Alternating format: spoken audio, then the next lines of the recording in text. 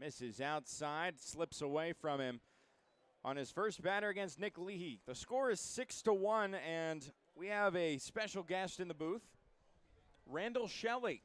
Welcome into the booth. We are celebrating the throwback nights here, and I understand that you have a bit of a significant role with Blair Field and some of the former teams that have played at this ballpark at the professional level. So do you want to kind of introduce yourself, tell the people what you've done here? Yeah, so I played here 2005, 2006. A lot of people remember the 2006 year because Jose Canseco was on our team and Ricky Henderson was in the league. It's just a great, what a great ballpark this is, and we just had a great experience. I'm sure it looks a little different than the last time you were here as a player. There's a called strike on Leahy for now a 2-2 count. But, you know, is this your first Coast game? This is my first Coast game. I come to Blair Field often though for area codes and just watching the Dirtbags play. But we have the area code game coming up soon. Yep. In a couple of weeks. Garrett Van Deventer holds and now fires. This one fouled into the foot of Nick Leahy, who hits the deck pretty hard. Yeah. So forgive my ignorance here. Were you a hitter or a pitcher for the? Yeah, I played third base here. I hit third. Jose hit fourth. It was just some great times. But I'm from Long Beach. I grew up in Long Beach. I went to Rogers and Lowell, right down the street from here. So I actually lived on 2nd Street with my wife when I played here. So I could ride my bike over here to come to the field. But yeah, I'm a third generation Long Beach person. And I'll never leave. I just love this place. So it's been great. But my history before I played baseball at UCLA, and then I was drafted by the Texas Rangers. I played 4 years with the Rangers in the minor leagues. I got to high A, and then I played in Mississippi for an independent season, and then the Golden Baseball League started that next season, and I was on the inaugural year with Darrell Evans, the manager, and a bunch of our teammates are here tonight. So it's been great to see them and hang out and tell old stories of playing ball here. And baseball took you all over the place. Now you have guys from all over the country seeing Long Beach as players. What wisdom can you impart to them about this journey that's taken them here? Well, they know these guys have played all over the country too. You know, we're just lucky here. We got great weather. There's no weather. If you play in any other states, you're dealing with rain delays and lightning strikes and all kinds of stuff out in the Midwest. So they should just feel lucky that they're here, playing in a new great organization, bringing baseball back to Long Beach, and there's so much excitement behind it, and we're all happy that the team is here. You bring up a good point, because I remember when we were just into our first homestand, I was saying to Jesse and our director of in-game production, Marty Messer, you know, do we have any precautions for if there's a rain delay or something like that? And they just laughed at me. Yep. This one on the ground after an extended break there by Leahy. The athletic trainer was checking in on him. Gets a ground ball to the shortstop, Mata, for out number 1. But, yes, you were here in the 2005 season, 2005 to 2009. That was the last time that Long Beach had a professional team here in Los Angeles County. Would you say that it's kind of been a long time coming? Has this community been wanting something like this to come around? We're kind of new here. Yeah, so the reason why I got involved today is a longtime fan of the Armada. Her name's Shelley. She is a work friend, and she said, "You got to come out. They're doing Throwback Thursday." So I rallied up all the boys that are locally, and so I want to say thanks to Shelley for getting us out here. And you know, if it wasn't for her, we wouldn't be here. So that's my connection to the current team here now. And is there a large population of former players and former super fans like her around here? I would assume they are. You know, I remember just people from my time that were just loyal fans, and they're just so excited to, you know, come out and see us and sign autographs and be part of the community. That's what it's all about, right? We're entertainers. We're trying to entertain people, and part of that is giving it back to the people that come out to the games. You know? And talking to some of the players here who maybe have played as visitors at this ballpark before, a lot of them say, oh yeah, coming back to this ballpark doesn't do anything for me on the field, but now you've had some good long time to think about it after your playing career. What does it mean to you to be coming back to this ballpark that you know so well? Yeah, I mean, I came here as a kid watching kids play. In high school, I played games here, so it's my hometown. So, it's just part of how I grew up to come to these things. So, it's awesome. A couple ties that I have to some other players that are here is Troy Gloss was a third baseman at UCLA. I followed in his footsteps 2 years after he left. He was a great player. He's a legend. I've heard. We're lucky to have those guys here. I mean, Troy and Gloss is just Percival and Gloss. It's just awesome to have those guys here. I hope the players don't take that for take that. They gotta ask them a million questions. Learn everything they learn from each other and just get better. So I'm sure when you were here, you were kind of soaking up everything you could from Darrell Evans. Just trying to learn. As coaches are, they are typically teachers, and Jerome Williams being one of them, that has really helped pitchers like Garrett Vandeventer, who gets 2 outs here with a 1-1 count. I am looking your stats up, so forgive me for exposing you They're here. They're good. No problem. They are good. And I noticed that you played for the Savannah Sand Gnats. I did. Now the Savannah Bananas. Yep. Kind of turned into that. Next pitch is fouled for a 1-2 count. Savannah's a great park. That's a place where you get rain delays quite a bit. The whole stadium floods when it rains. Actually, the dugouts fill up with water. So all the lockers are above that water grade. Not a lot of people know that, but when it rains, it just fills the clubhouse, and they have like a pump that pumps all the water out. Oh. But I remember talking to Bronson Arroyo about that ballpark, and he said, "Yeah, it just felt like you were swimming every now and then." yeah. And I'm sure a lot of gnats place. would come around as well. Yeah, it's a sweaty place. Really, my claim to fame. This is a funny one. I was on the Ollie G show. Oh, here's a ground ball. Oh, really? Here's a little. It's an infield hit. Slow dribbler. Swinging bunt. Yeah, he gets aboard with the infield single. That year was 2001, and I ended up wrestling Borat in the clubhouse. Oh my gosh! And I was on the Ollie G show. It was one of the craziest days of my life.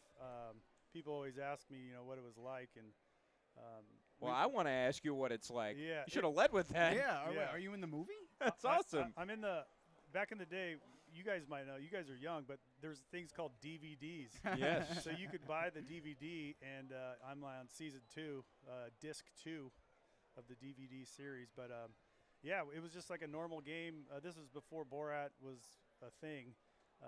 The internet was new, and it was back in the day. We used to look for videos, and you go on Napster and you download videos. That was hit well. Hard hit into right field, and a nice play. Grab there by Jablonski. He comes down with it. A stellar play ends the inning. What a play. Wow. A 0 on the board leaves 1 stranded. Noah Blythe gets the bad end of a great play there, and we will be right back in the bottom of the 3rd. Stick around. Thank you, by the way, Randall, for coming on and telling some stories. Thanks for having me. We'll be right back on the Coast Media Network.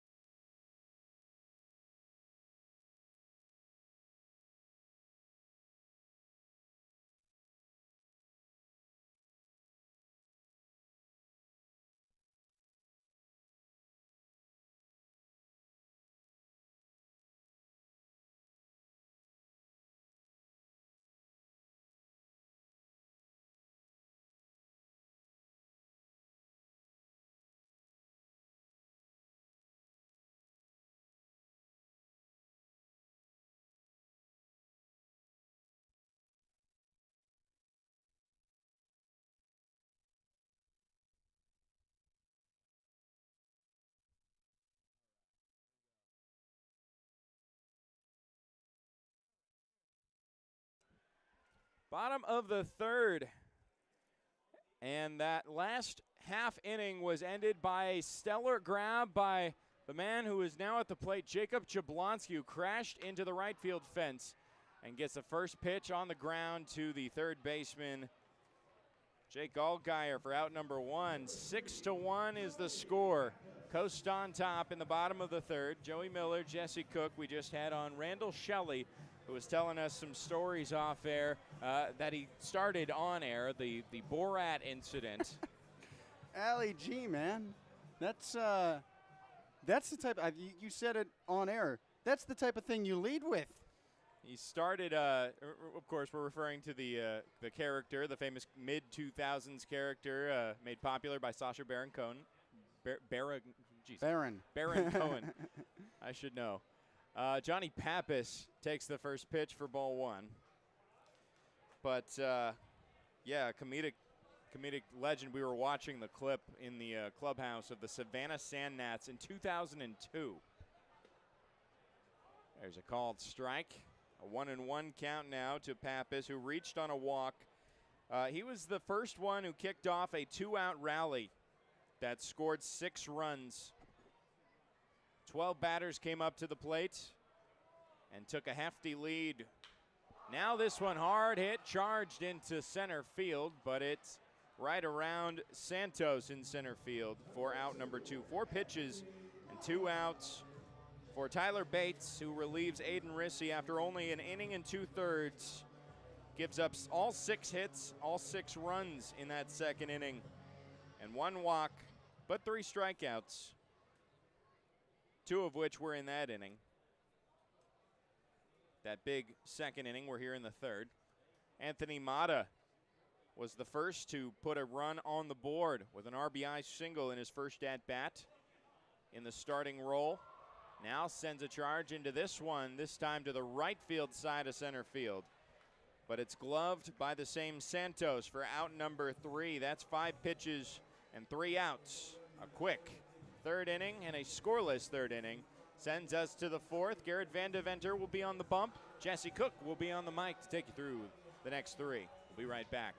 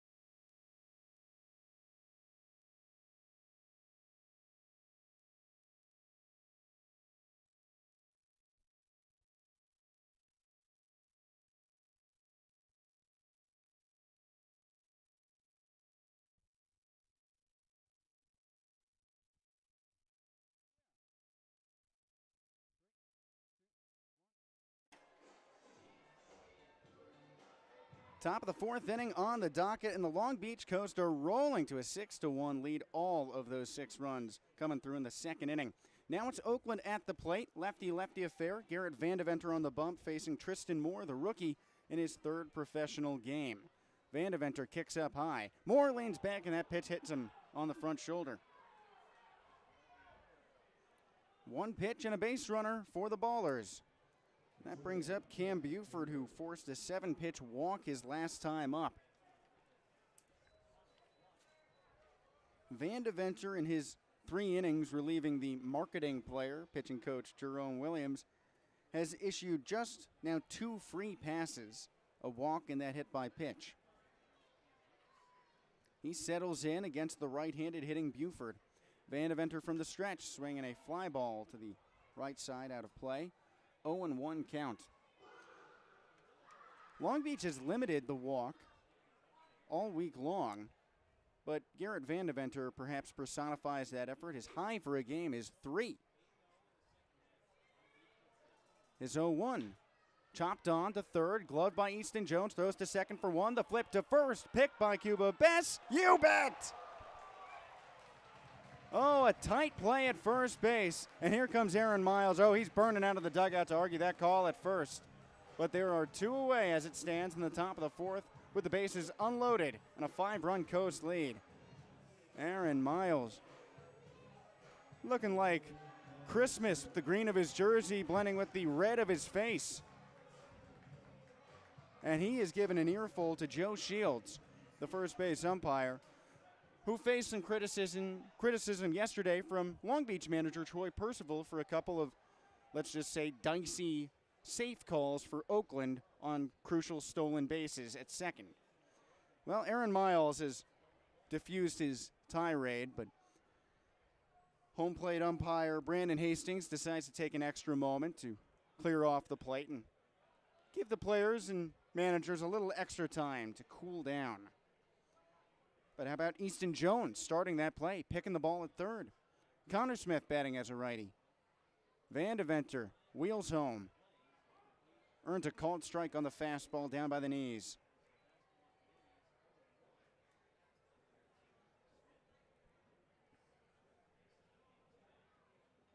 Vandeventer drops the black glove to his belt. Here he is. Swinging a ground ball out to short. Anthony Mata bobbles it, picks up on the rebound, throws to first. It's offline. Tag applied by Bess, but just a little bit too late. That's one heck of a recovery from Anthony Mata after that ball bounces off his mitt to glove it again, still on the run, and whip it to first. But it went offline, forcing Cuba Bess to try and sweep backwards. The infield hit marks the second knock of the ball game for the Bees. Both of them on the infield grass. Jake Allgaier knocking the first one to third. Here's Brendan O'Sullivan with a runner on first, 2 away in the top of the 4th. First pitch, he swings, slugs it to left field and shallow. Eddie Pelk waiting for it, and that lands in front of him for a hit. Back-to-back base knocks for Oakland brings up the top of the order, and Isai Santos, who has yet to leave the infield, with a ground out to first and a ground out to second. 6-1, Long Beach, 2 away, top 4.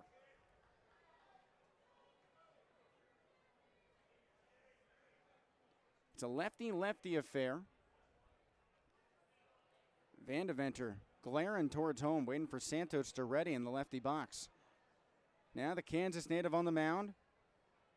Ready's pitching from the third base side. The pitch misses low and outside. 1-0 count for Santos. 0 for 2 so far in this one, but Santos made an impact, reaching base twice yesterday and scoring Oakland's first run, which tied up the ball game in that 2-run 8th inning, which proved to be the winning inning for Oakland. 1-0. He swipes and foul tips that one. 1-1 count. The top of the order for Oakland has been bereft of energy in this game, with a combined 0 for 5 line, including the league leader in homers, Jeter Ibarra, due up third. Nick Leahy waiting on deck. None of those gentlemen have left the infield, all grounding out. Highlight kick. Fastball right down second straight. It's a 1-2 count. 2 away, top of the 4th inning. Long Beach ahead by 5.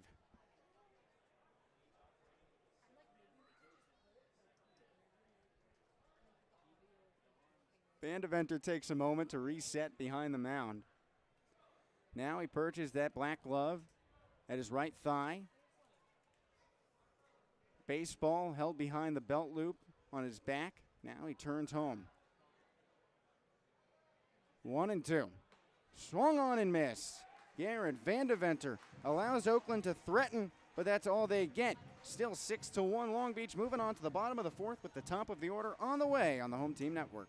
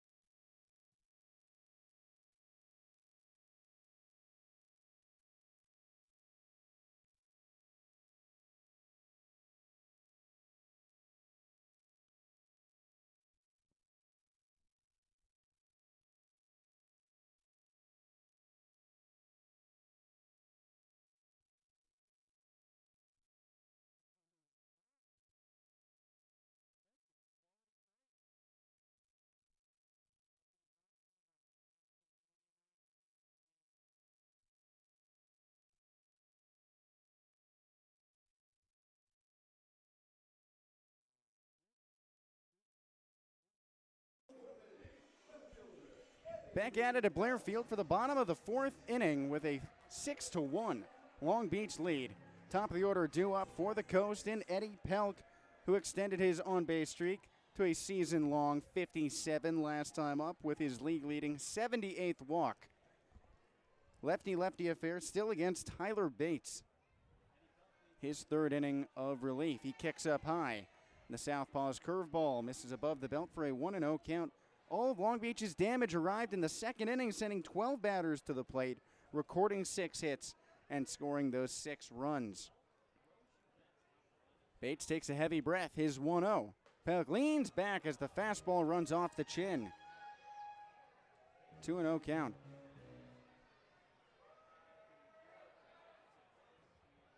And Pelk entered the game with 78 walks. Now he's up to 79, we should clarify. So he could go for 80 here. It's game 57, the 2-0. Shoulder level, high and away. He could do it. Eddie Pelk, one pitch away from becoming the third player in Pioneer League history to reach 80 walks. To clarify, in the modern era. Yes, in the shortened 96-game season. From the stretch, there it is, number 80. The slider misses low and outside. Eddie Pelk is currently on pace for about 134 walks during the Pioneer League season. The record is 86. He could beat that by nearly 50 at this rate. The only two ahead of him right now, Matt Feinstein of the Idaho Falls Chuckers. That was the very first year when the Pioneer League switched over to M.L.B. Partner League, and Evan Scavato, the mark to beat at 86. Evan Scavato, a member of last year's Grand Junction Jackalopes. Patrick Roche digging in on the right side. Pelk dancing off of first. Nobody out. Bottom 4. Time called at home. And that's a pitch clock violation on the pitcher Bates. So it's a 1-0 count for Roche. How about Eddie Pelk? He distracted him. And I should mention also, on the topic of Evan Scavato, he actually faced off against Jerome Williams when they went off against each other the last time he was a marketing pitcher for the High Wheelers.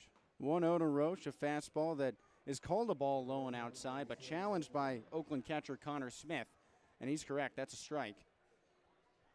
That ABS strike zone challenge overturned from ball to strike, as announced by public address announcer August McAdoo.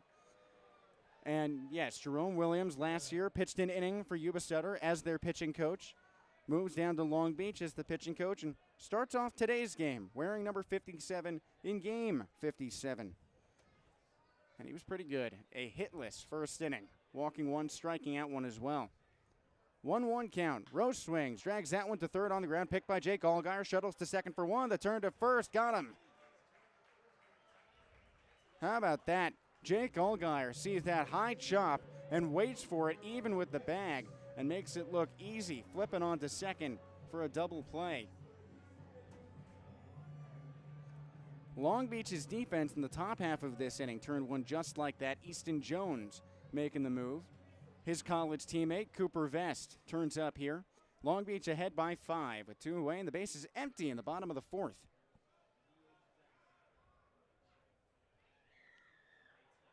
Bates takes a moment behind the mound, readjusting. And we've been talking about the humidity and the factor it plays here in this game, and he showed his hands toward home, wiping them on his jersey. It's hot. The pitchers are getting sweaty and losing control of some of their pitches. We saw the starter for Oakland, Aiden Rissy, sail a couple in the same inning. 2-0. Fastball down by the ankles, so it is a 3-0 count. Vest wrapped up his BYU Cougars career in 2025, playing in Great Falls last season, then shuttling down to the shoreline of the Long Beach coast. 3-0 misses inside. Almost got him. Cooper Vest is no stranger to being plunked by a pitch. Eddie Pelk is now just 6 away from the Pioneer League walk record. Cooper Vest is making waves on his own, 8 shy of Jacob Goldfarb's hit by pitch record of 28 set in 2021. Here comes Oakland manager Aaron Miles, and with him, a new pitcher for the Ballers. Long Beach ahead 6-1 with 2 away in the bottom of the 4th, facing a new face and a new arm when we return on the Home Team Network.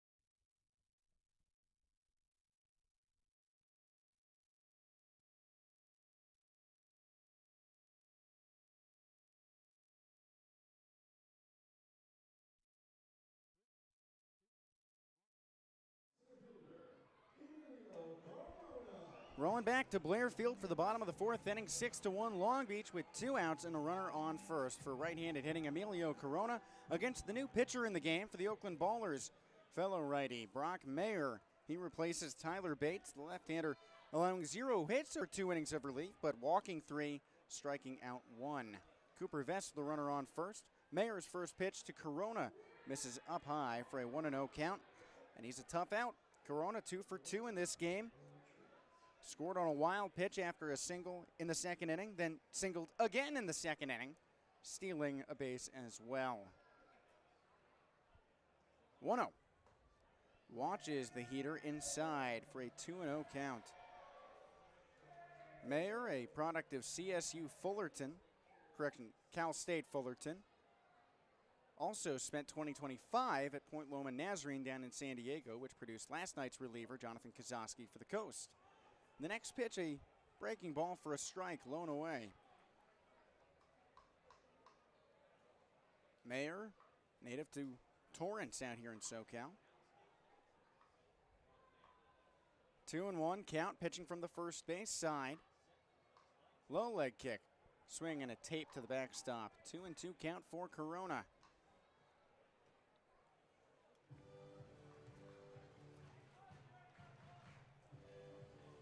Mayer entering this ball game with an ERA of 6 across his 6 appearances, all of them out of relief. This is his 10th inning of work on the year. He nods. 2-2. Corona swings and chops that one to third. Jake Allgaier charging over the bag, throws to first on the run. It's picked, but Corona beats the throw for the infield knock. His 3rd single of the game. Runners on first and second, 2-away, bottom of the 4th, 6-1 Long Beach. That's his second one where he was charging up the line as well. Last time he sent it to the left side and also beat out the throw. He has a stolen base tonight as well, so this is the Corona show. Absolutely. Somebody get me a lime. Cuba Bess digging in on the left side. Vest on second, Corona on first, ahead by 5, bottom 4 with 2 away. Righty pitches to lefty and misses across the knees. 4-1. Bess with very different approaches in his first 2 plate appearances. First pitch swinging. His first AB in the second for a double to center, and then in that second plate appearance, walking on a 7-pitch battle. 1-0. He swings, tags out to third. Allgaier jumps and makes the catch. So Long Beach puts a runner in scoring position, but can't bring him around thanks to some defensive mastery from Jake Allgaier, also turning a double play and catching that broken bat line drive. We move on to the top of the 5th inning with the Cook Quiz on the way and a 5-run lead for the Coast on the Home Team Network.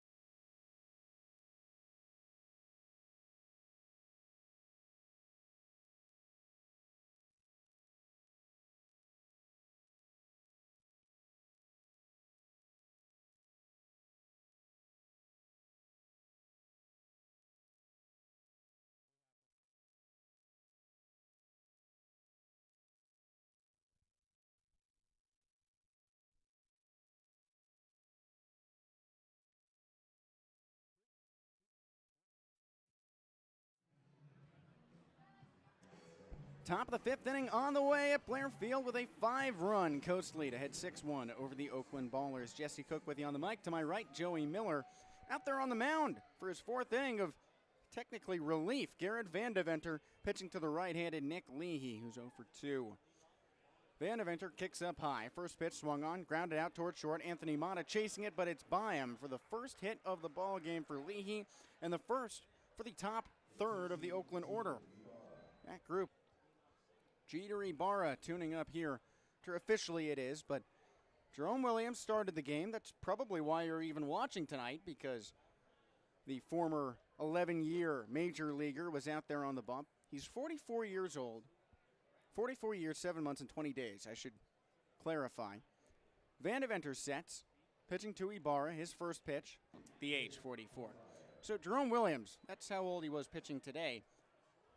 In the 21st century, 9 ball players have appeared at 44 years of age or older. I'm wondering how many, or rather, who accrued the highest number of wins after turning 44. We'll get the answer to that in the bottom of the 5th inning, but you're welcome to chew on it for as long as you want, and Joey and I will be talking about it on air. Joey, I can see the gears turning to names like, Jamie Moyer, Bartolo Colon, Tim Wakefield, Jesse Orozco, guys like that.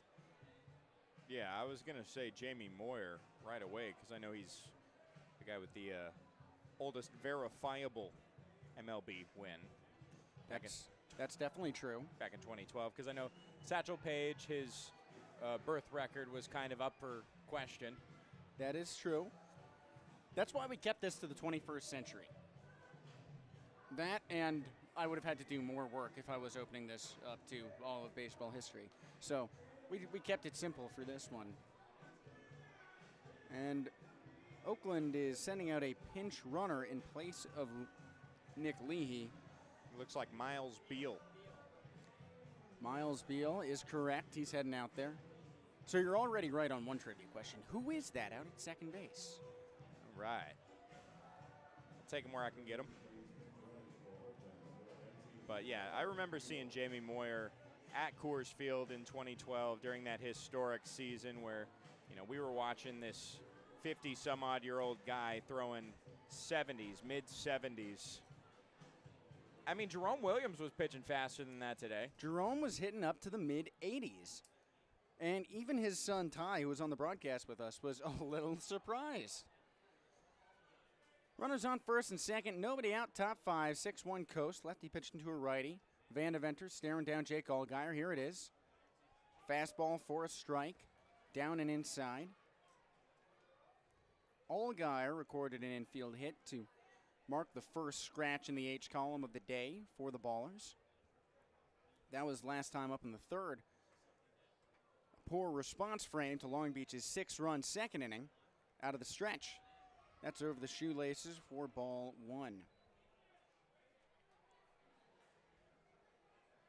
Now, I will tell you, of the 9 players who appeared in a game at or over age 44, 3 of them were batters, and I really don't think any of them actually threw too many pitches. One of them is Ichiro Suzuki. He might have. Next pitch floats high and outside for a 2-1 count. Well, he started off. Makes the error there, shuffling back to the hot corner.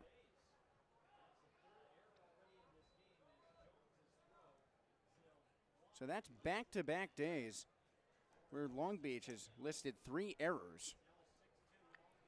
Rather unfortunate superlative for the brand new team playing its inaugural campaign.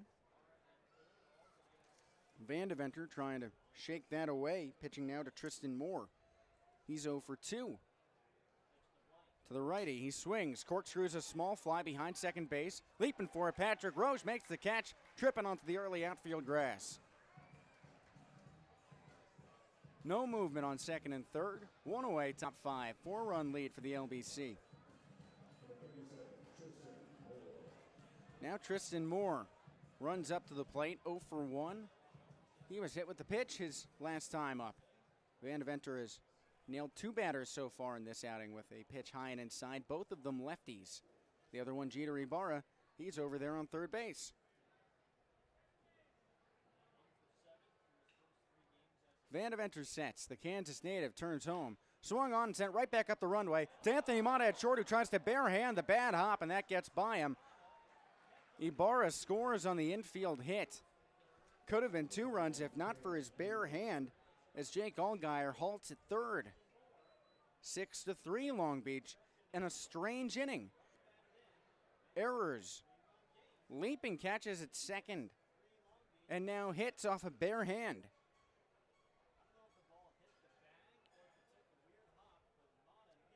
Where's Dorothy? I'm half expecting lions and tigers and bears to pop out here on throwback night. Cam Buford trying to put in some magic. First pitch to the righty. He watches that one high and outside. 1-0 count. We start digging into the past, talking about older ball players. And Oakland is giving us a game that looks like it's out of 1840. The next pitch misses high and outside. We've got guys trying to make barehanded plays. You ever play vintage baseball, Joey? No, but I know you did. I did last year. You showed me that when we were both in the Colorado Pioneer League system. That's right. No gloves in vintage baseball. 2-0. Swung on and popped up. First base side and foul. This one hooking towards the Troy Tulowitzki batting cage, and that's where it lands. Out of play. 2-1 count. There's vintage baseball all over the country. Basically like war reenactments, but for baseball fans. You dress up in the old-time sweaters. You brave the heat in those hefty wool clothing choices there. And you play without gloves with a heavier bat and a softer baseball. 2-1 pitch. He swings and paints that one to the backstop. 2-2 count. As the kids would say these days, baseball LARPing. LARPing, yeah. Live action role playing for baseball. Although I felt the pain. I caught a ball. That hurt. But I would do it again. It was a fun experience. 2-2. Swung on, rock to short, over Anthony Mata into center field, and the carousel continues. That ball rolls a long way. Cut off by a sliding Emilio Corona in center. That ends up being an RBI double for Cam Buford. He's the tying run with Jake Allgaier scoring and Tristan Moore moving up to third. 6-4 LBC. The hurried action in the Long Beach bullpen includes, I believe, Gary Grosjean loosening up. Vandeventer shakes his head, taking a new baseball and sauntering back up the hill to the mound.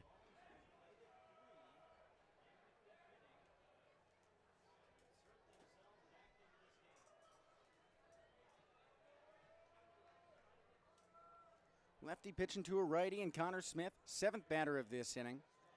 The catcher has reached base on an error in an infield single. Vandeventer's first pitch zips inside and low. 1-0 count. Still thinking about that Cook quiz. Guys who won games at or over age 44, the same age of the man who started this game, pitching coach Jerome Williams. 1-0. Copy and paste. 2-0 count.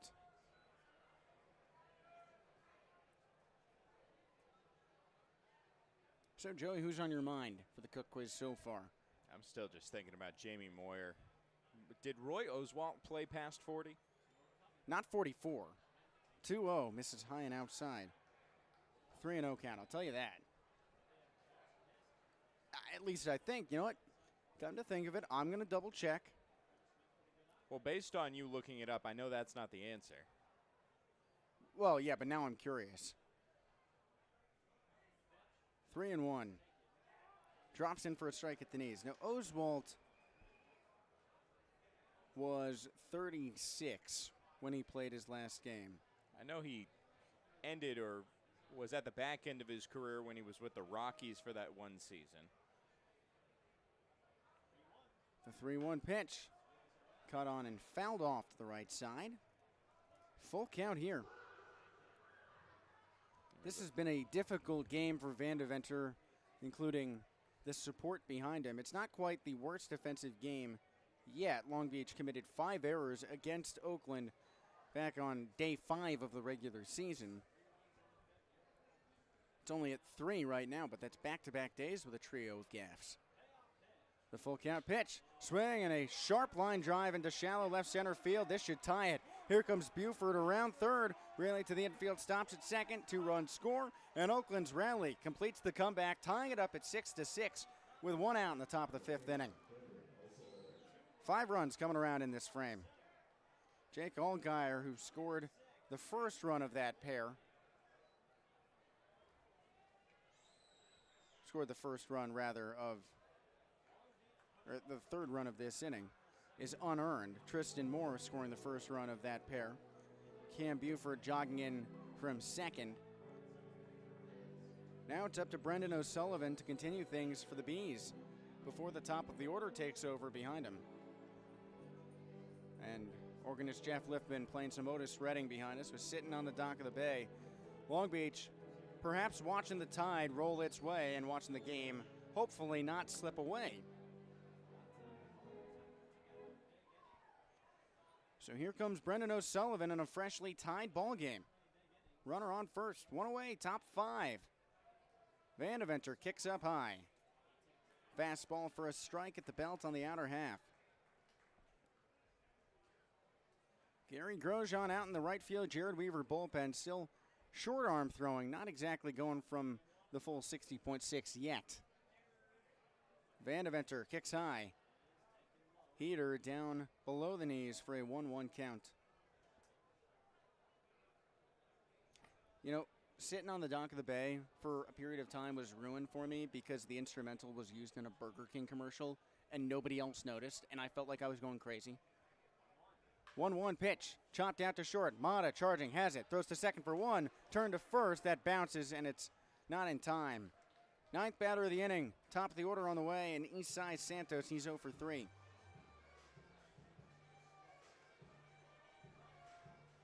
Does that mean you have something against Burger King?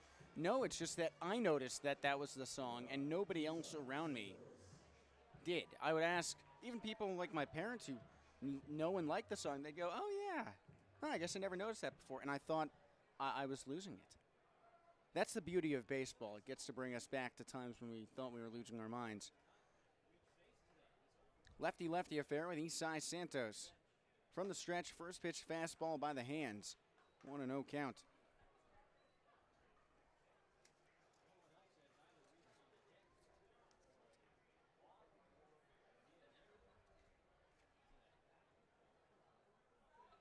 From the stretch, swing and a chopper, once again foul to the first base side. 1-1 count. Brendan O'Sullivan waiting on first, reaching on a fielder's choice. After 5 runs, plate for the Bees to tie this game.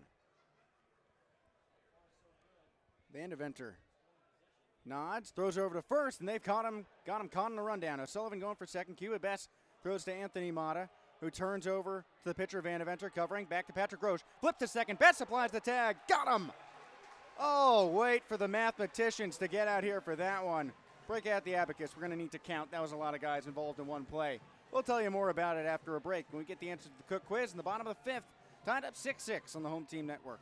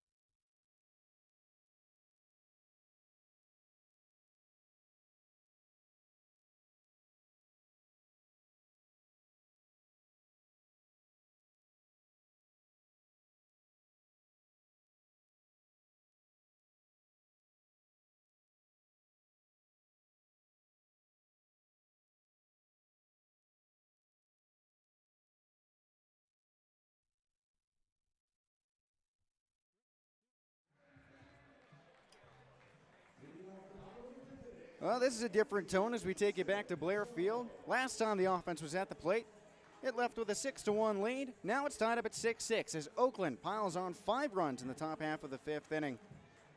Doing so on 4 hits as well.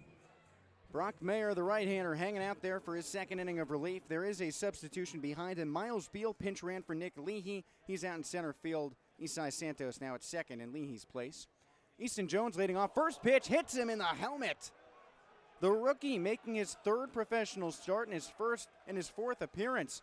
Drops his helmet, now down on a knee after taking one off the head. Third base coach Troy Gloss and trainer Steve Tubner race out to meet him, and Jones, after shaking his head a couple times, runs off to first. It looked like that fastball clipped his back before rolling up to the helmet. So maybe that cushioned the blow for him. Walks for a moment out at first base. This has not been a good deja vu for the athletic training staff, who just had to tend to Matthew Bardowell, who went down and onto the IL with a similar pitch, but luckily Easton Jones is going to run it out himself. That's right, the 6'4" outfielder for Long Beach, Bardowell, last playing against Yuba Sutter on Saturday, took a pitch to the head and immediately found his name on the 10-day IL, although he tells us that he is doing all right and hopes to be back soon. So Jones waits out over at first base. Jacob Jablonski, the switch-hitting second baseman, turned right fielder for today's game, waits outside the left-handed batter's box. With Bardowell's injury, there's been shuffling defensively behind him. Bardowell, normally the right fielder. Cooper Vest, Robert Pitts, Easton Jones, and Jablonski have filled in for him out there. Bates kicks low. Jablonski watches the curveball in the dirt, and it sneaks by Connor Smith, the catcher. So Easton Jones, after being gifted a free base, taking one off the helmet, now gets to watch the pass ball as he cruises on to second.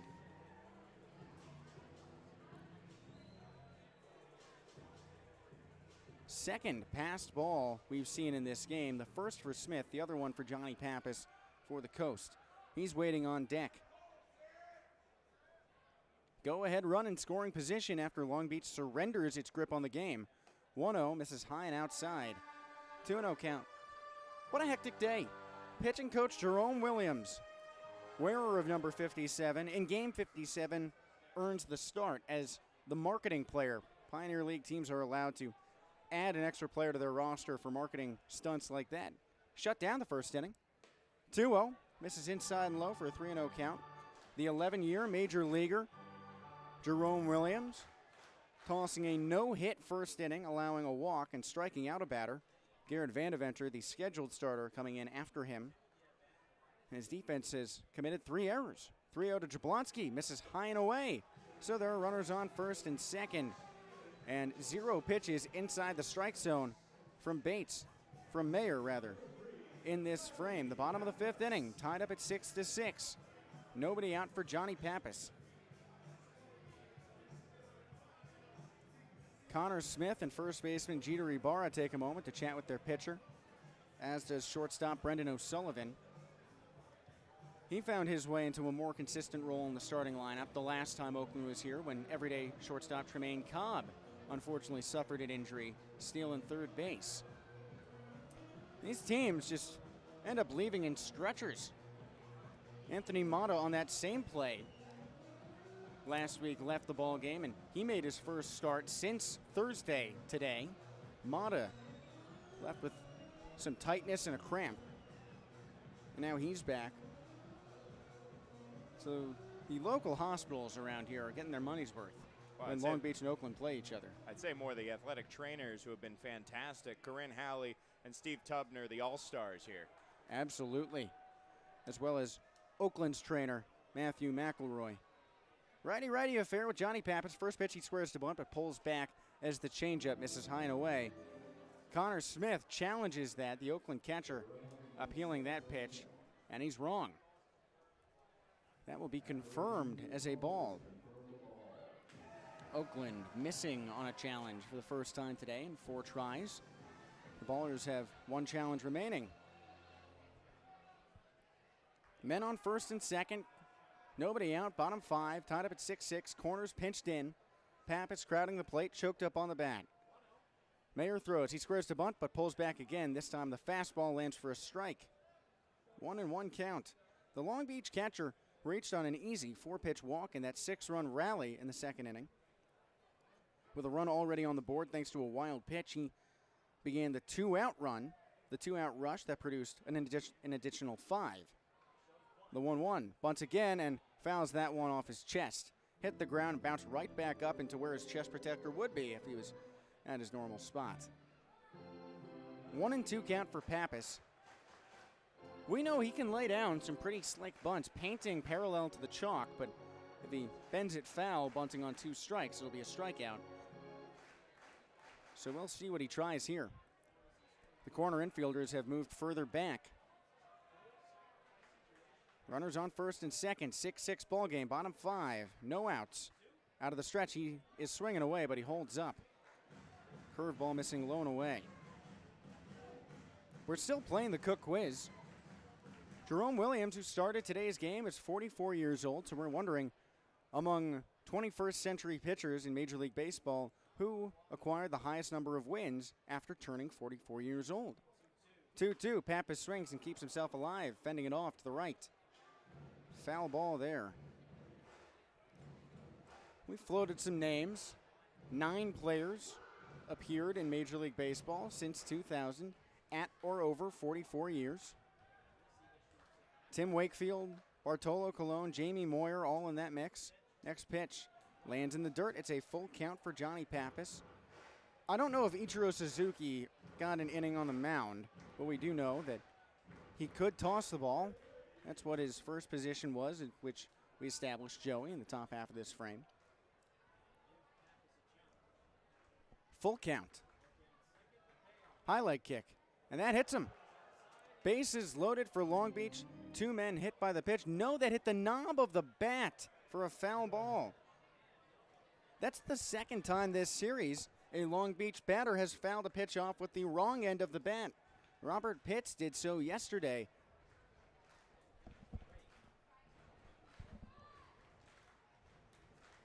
A mulligan for the Oakland reliever.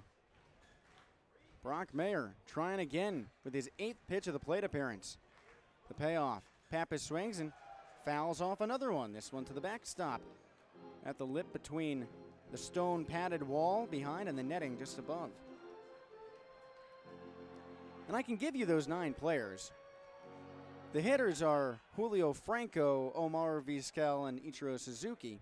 The pitchers Rich Hill, Bartolo Colon, Tim Wakefield, Jamie Moyer, Roger Clemens, and Jesse Orozco. 3-2. Pappas swings, and you guessed it, another foul ball. We're about to see the 10th pitch of this plate appearance for the Chino Hills native.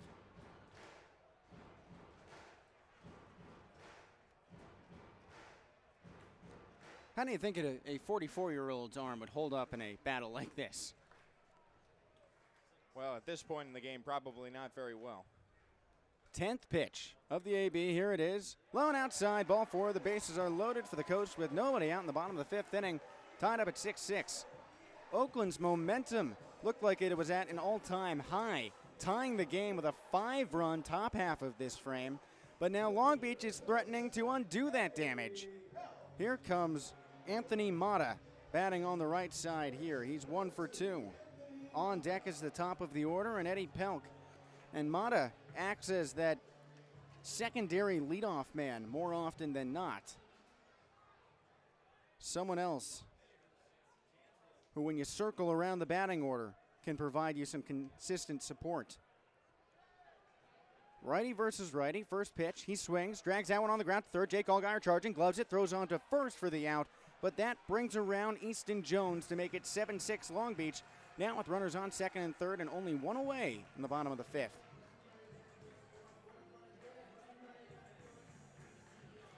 Anthony Mata effectively bunts home a run with that swing. And that pseudo sacrifice brings up the top of the order. There's some chatter between the Oakland dugout and home plate umpire Brandon Hastings chatting about intentionally walking Eddie Pelk, which they do. So that's 81 walks on the season for him. 3 in 1 game. Patrick Roche takes a turn here with the bases loaded. He singled back in the second. He's 1 for 3 with that 2-run knock. Yeah, the most walks in a game is 4, so he's just 1 away. And I believe that was Eddie Pelk. Actually, it's happened 3 different times, but yes, Pelk was involved with, I believe, a couple of them. All 3 were Eddie Pelk. Yeah, that would make sense. Righty-righty affair. Patrick Roche crowding the plate on the right side. High leg kick. That misses low and outside. 1-0 count. Well, there have been 7 pitches for strikes in this inning. It's just that one of them produced an RBI ground out. 4 of them were 2-strike foul balls. No outs recorded before that Anthony Mata ground out to bring home a run. Next pitch to Roche. Lands for a called strike. He immediately challenges, and he's wrong. So Long Beach is 0 for 2 on challenges in this game and out of appeals. And a back and forth swing like this going the last 4 innings of the ball game after this without a chance to challenge is definitely a first world problem in baseball history, but an important one. 1-1 for Roche. Next pitch, up by his eyes. 2-1 count.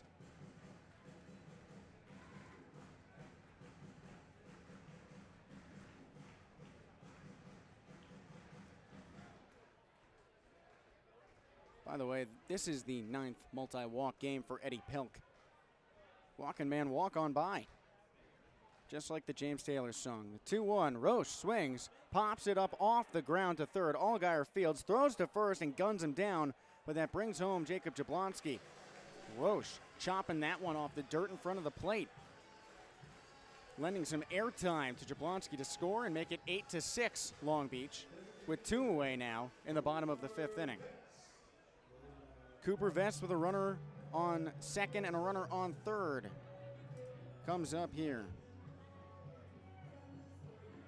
This has been a defensive clinic all week from Jake Allgaier, making some leaping, diving grabs, picking balls out of the dirt, throwing on the run.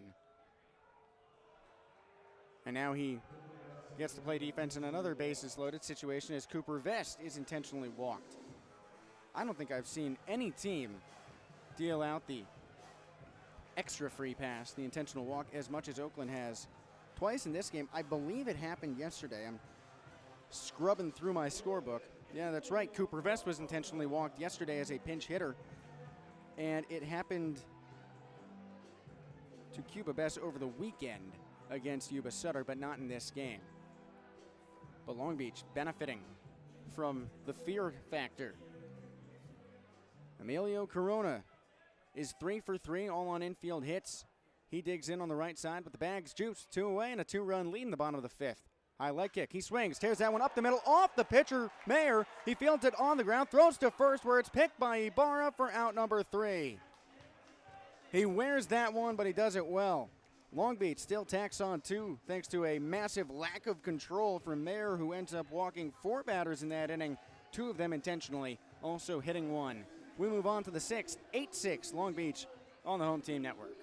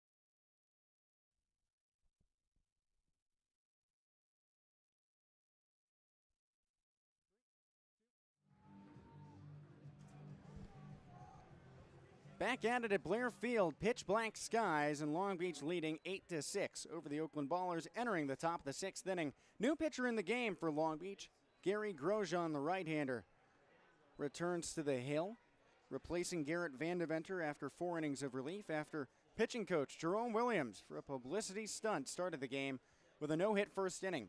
The first batter for Grosjean, Isai Santos. Righty pitches to lefty and winds in for a strike. 0-1 count.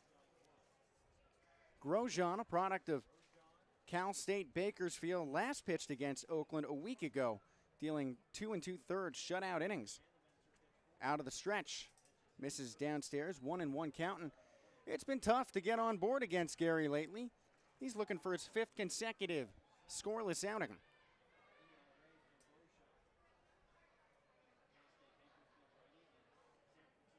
He kicks low. Fastball down in middle for ball 2 to Santos. He's 0 for 3. Failing to leave the infield to this point. Grounded out to first to lead off the game. Grounded out to second after that and struck out in the 4th. Grosjean fires, missing over the shoelaces for a 3-1 count. It'd be safe to call this a hectic game, Joey. Long Beach putting its pitching coach, the 11-year M.L.B. veteran Jerome Williams, on to start the game, striking out a batter in a no-hit first inning, then taking a 6-0 lead, rather a 6-1 lead with that massive 12-batter foray in the bottom of the second. Oakland then tying it up with a 5-run rally in the 5th inning, and Long Beach walking its way back into the advantage in the bottom of the 5th. An inning where 4 Long Beach batters earned free passes, 2 of them intentional walks, leading off that frame with Easton Jones being hit in the head with a pitch. And 8 batters in that inning, too. Grosjean's next pitch, a fastball for a strike. It's a full count. Yeah, Long Beach has already batted through the order 3.5 times. And yet it's only a 2-run advantage. Yesterday's game was a pitcher's duel ending with a 2-1 Oakland victory. The Ballers first of the second half, cutting down their 7-game losing skid and ending Long Beach's 11-contest winning streak. The payoff, swung on and fouled to the left side, very far out of play over the Steve Traxel bullpen. That one landing onto Shimeno Drive.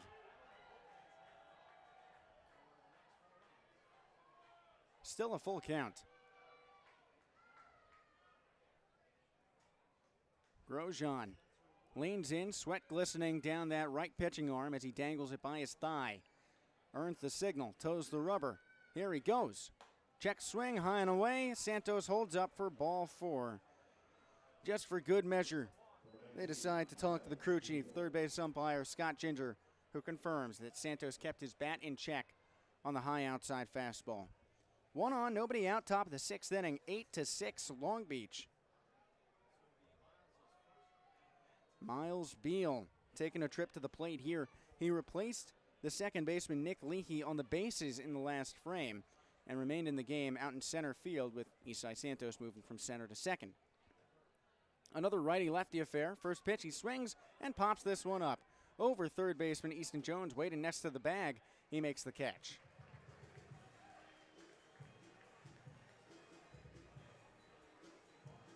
One out, 2-run Coast lead, top 6. Jeter Ibarra coming up to the plate on the left side. Sort of like the month of March. We introduced him like a lion, but he's been a lamb in the later part of this series. Ibarra leading the Pioneer League with 22 home runs. We were talking him up in his 1-for-3 performance on Tuesday. Yesterday also recording a hit but going 1 for 5. And today Ibarra 0 for 1, but he's reached on a walk and a hit by pitch. Trying to roar once again. First pitch, he swings, and there it is. High drive right field, but that one hangs up in the night sky early enough for Jacob Jablonski to make the catch in front of the track. Oh, it looked like Jeter Ibarra was listening for a moment, but he falls short on that one. 2 away in the top of the 6th. 8-6 LBC over the Bees, with Jake Allgaier making a trip up to the lefty box here. Yeah, I didn't want to say it before the pitch, but Jake Allgaier, or rather Jeter Ibarra, has had 10 of his 22 home runs against the Long Beach Coast, but only one of them here at Blair Field. That was on June 30th. And remember, that tied a ball game that was in Long Beach's favor all the way through. Down to the final out, Ibarra tied it up with an opposite field home run, but the Coast still went on to win that game on a sacrifice fly from Johnny Pappas, the catcher. Jake Allgaier stands ready. Lime green batting gloves over the plate. Grosjean dips down and fires. Fastball missing below the knees for a 1-0 count. 2 away in the top of the 6th. 2-run lead for the LBC with a runner on first. Infield shifted back and lightly towards third. towards first. The third baseman, Easton Jones, playing, maybe 20 yards off the bag. The 1-0 swung on and flown foul to the right side. Okay, not 20 yards. That'd be a long way. It's 30 yards between bases, but he is a healthy distance near the outfield grass and closer to a shortstop's position than your average third baseman.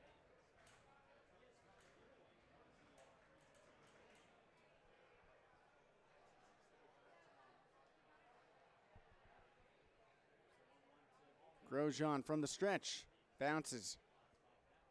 That curveball crossing up Pappas a little bit. Dropped down into his butterfly pose, doing his best Connor Hellebuck impression.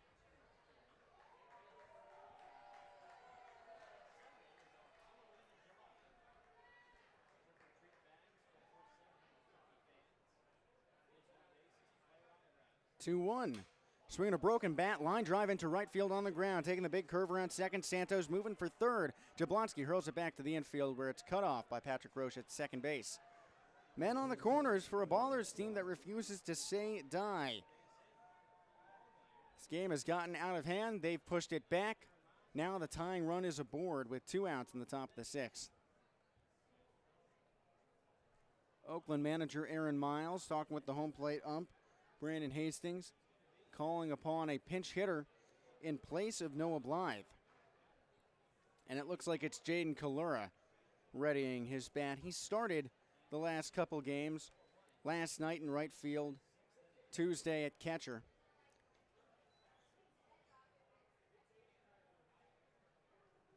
Kalura 1 for 7 in this series. Another lefty.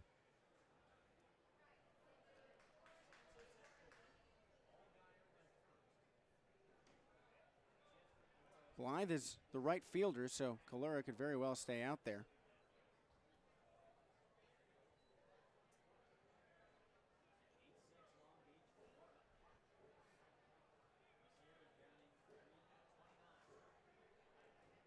The .329 hitting left-handed batter waves his two-piece moss green and tan-handled bat. First pitch, fastball off the knees, called a ball, but Johnny Pappas signaled to challenge in a Chris Webber moment, not realizing there aren't any timeouts left. There aren't any challenges. 0-1 count. Robert Pitts is out of the lineup, but he walked on to Michigan, so it's making me think about the Fab Five. 1-0. Misses high and away on the heater. 2-0 count.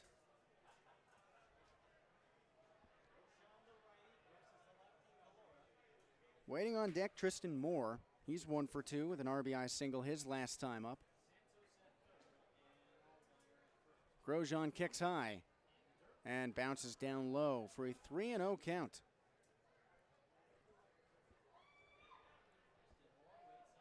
Long Beach has limited the walks of late with only 6 over the past 3 games entering tonight. That's the best 3-game stretch for accuracy on the season.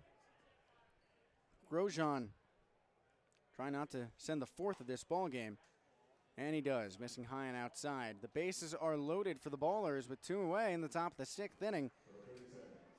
For the rookie, Tristan Moore, he piled on a crucial knock in yesterday's game.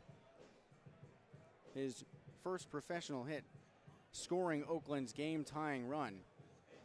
And here comes Jerome Williams out to talk to Gary Grosjean. No, he's not coming back into the game, but the pitching coach has fallen back into his pitching coach duties. There is movement in the Long Beach bullpen. It looks like it's Jake Dixon starting to loosen up out there. So a left-hander potentially re-entering the game for Long Beach. Started off with the righty, Jerome Williams. Went to the southpaw, Garrett Van Deventer, for the next 4. Back to the right side, and Gary Grosjean. Brandon Hastings is out there checking in on that full infield meeting and making sure they wrap this thing up.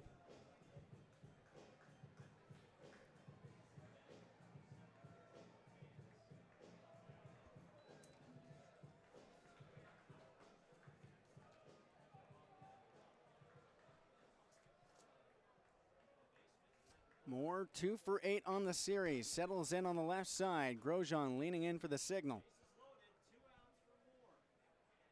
He sets. Bases loaded. 2 away. Top 6. The pitch. Fastball for a strike on the outer half.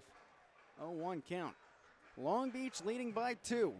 The tying run for Oakland waiting in scoring position. And Jake Allgaier on second. Jaden Kalura, the runner, on first. Isai Santos hanging out on third. He led off this inning with a walk. 0-1.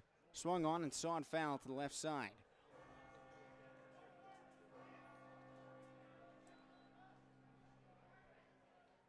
Oakland stranded 10 base runners last night.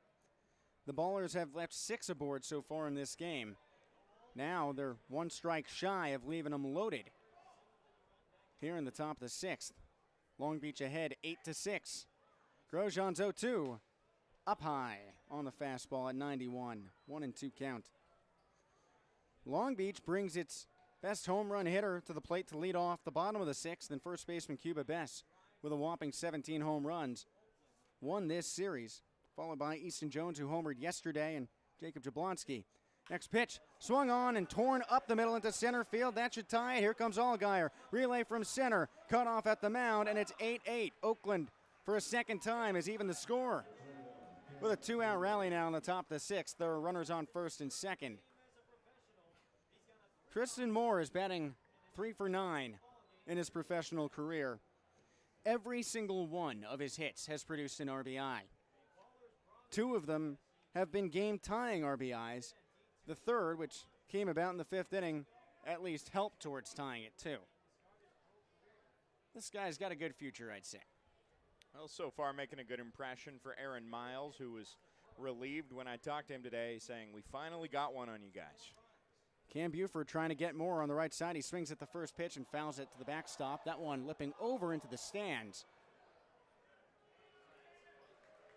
Aaron Miles and the Ballers had not won at Blair Field until last night.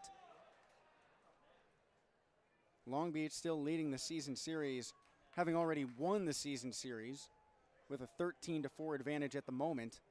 It's a 24-game head-to-head campaign. 0-1, swung on and copy and paste. That's up the middle. Oakland trying to take the lead. Here comes Jaden Kalura. The throw heads back to second base, and it's 9-8 Ballers with 2 away in the top of the 6th. Runners on first and second.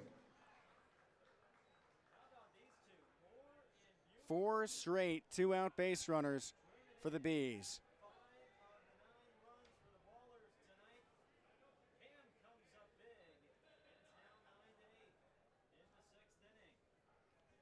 Connor Smith taking a turn now. Jake Dixon still loosening up in the right field bullpen. Grosjean leaning in for the pitch. 9-8 Ballers. Runners on first and second, 2 away, top 6. The first pitch runs high and inside for ball 1 on the curve. Grosjean forced outs on back-to-back pitches after walking the leadoff man, but things have unraveled since then. 1-0. Misses low and outside. 2-0 count. Should Oakland hang on to this lead, they will be the first team to beat Long Beach in a series at Blair Field.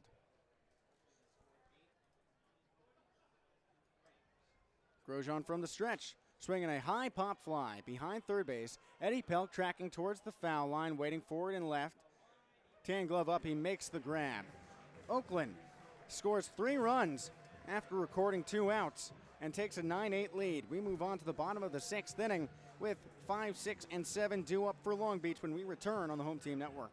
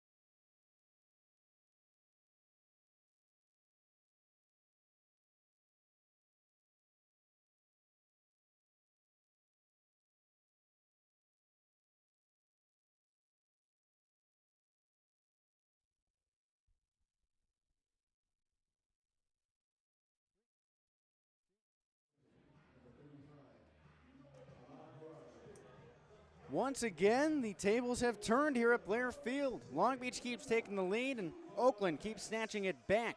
9-8 Ballers as we enter the bottom of the 6th inning. New pitcher out there for the Bees, and the right-hander Ahmad Harajli. He faces off with Long Beach's home run leader, Cuba Best, the lefty, in the 5th spot in the order. 1 for 2 in this game with a double. First pitch. The fastball lands in the dirt for ball 1. Jesse Cook with you. Joey Miller to my right here on the Home Team Network. Harajli, the light green glove, whirls home. Best swings and pops it over the backstop. Foul. 1-1 count. Harajli making his 3rd appearance of the season. All of them out of the bullpen. His ERA rides all the way up to 12.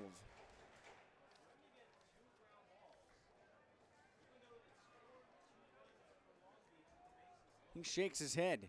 Turns on home to Best, the 1-1. Check swing on the fastball low and away, called a strike.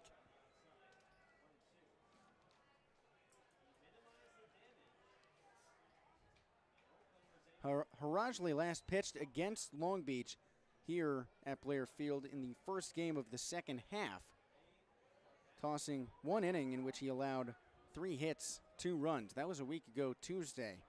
He also walked a pair in that frame. 1-1 to Best. Rather 1-2 to Best. Misses low and outside on the fastball. 2-2 count. Bases empty. Nobody out in the bottom of the 6th inning. 1-run Oakland lead. This game started off with a 1-0 Oakland lead before Long Beach tacked on 6 runs in the 2nd inning. Oakland tied it up, and things have flip-flopped again since. Next pitch, swung on, sent back up the runway to center field. Diving to make the catch in center is Miles Beal, who entered the game as a pinch runner back in the 5th inning and subbed in out in the largest part of the yard, robbing Bess on that line out. Easton Jones batting now from the right side. He reached as a hit batsman last time up, taking a pitch to the helmet. He struck out twice before that. And if you recall, it's not the only time we've seen Miles Beal make a defensive web gem.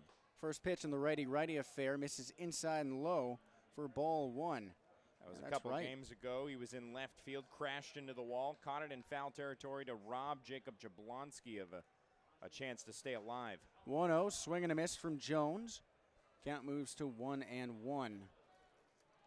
And Oakland has shuffled around a lot of spots in the field. Jaden Kalura out in right. He didn't start the day there. He pinch hit in the last inning for Noah Blythe. 1-1, a curveball that misses off the front shoulder for a 2-1 count. And more on how this game has gone. The gloves are off in this one with a lot of errors. Tarps are off down the right field line and the top part of the fan section. 2-1. That drops in for a strike on the bender, 2-2 count. Jerome Williams, his son Ty, is part of a youth baseball team. The 17-year-old has his entire team out here with him. The Capitals waving their T-shirts over their head with Derek the Parrot, the mascot, hanging out next to him. 2-2 from the windup. Jones watches a bouncing fastball for ball 3. 9-8 Oakland. Nobody on, 1 out, bottom 6. Long Beach retook the lead in the 5th inning without any hits. Oakland's reliever Brock Mayer walked 4 batters, 2 of them intentionally, also hitting Jones, allowing a couple runs to score, but Oakland mounts a 3-run, 2-out rally. Next pitch, a curveball over the belt. It is challenged, though, I believe by Harajli, the pitcher. And he's wrong, so Oakland is out of challenges. Public address announcer August McAdoo will tell you that that call is confirmed in a moment. So it's back to old-fashioned baseball in a game where 44-year-old, 11-season M.L.B. veteran Jerome Williams starts off the ball game. We go back to classic rules. No appeals anymore. The umpire calls it like he sees it. Long Beach manager Troy Percival is out there talking to Brandon Hastings, the home plate ump. And now Percival heads back to his dugout. Switch hitter Jacob Jablonski sets up on the left side with a runner on first, 1 away, down a run in the bottom of the 6th inning. Oakland winning last night's game, a pitcher's duel 2-1. This one a slugfest. Harajli drops down low. Jablonski watches the fastball up by his hands for ball 1. We know that Jacob Jablonski can tear the cover off the baseball. He's done it the second highest number of times on the team with 15 home runs, right behind Cuba Bess's 17. The 1-0. He swings, drives another one deep to right field. Hanging up there in right. Waiting for it, Calera. That's over his head and gone. Long Beach catapults itself back into the lead. Jacob Jablonski on cue launches it.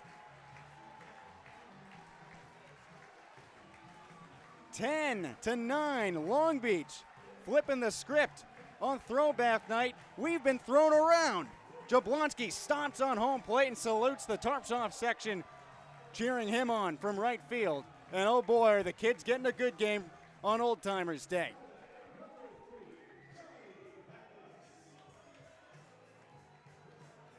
What a ball game. Jerome Williams, the pitching coach, as a marketing stunt, starts off with a no-hit first inning for Long Beach. And now his bats are supporting him. First pitch in the righty affair to Johnny Pappas. Misses low and outside. 1-0 count.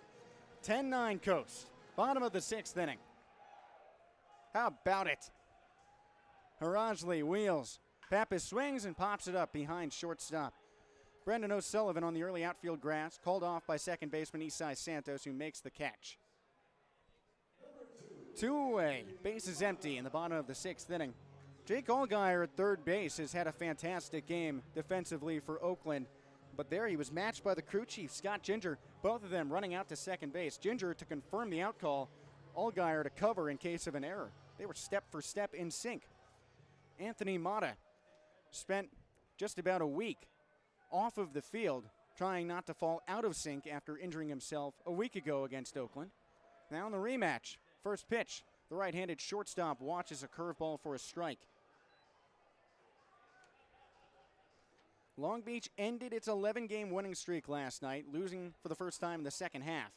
Oakland had lost 7 straight. Out of the windup. That bounces low and away. Anthony Mata played a very large role in Long Beach earning its way into the first place spot at the end of the first half standings, clinching the pennant with him enjoying a 4-game hitting streak. 1-1, misses high and outside.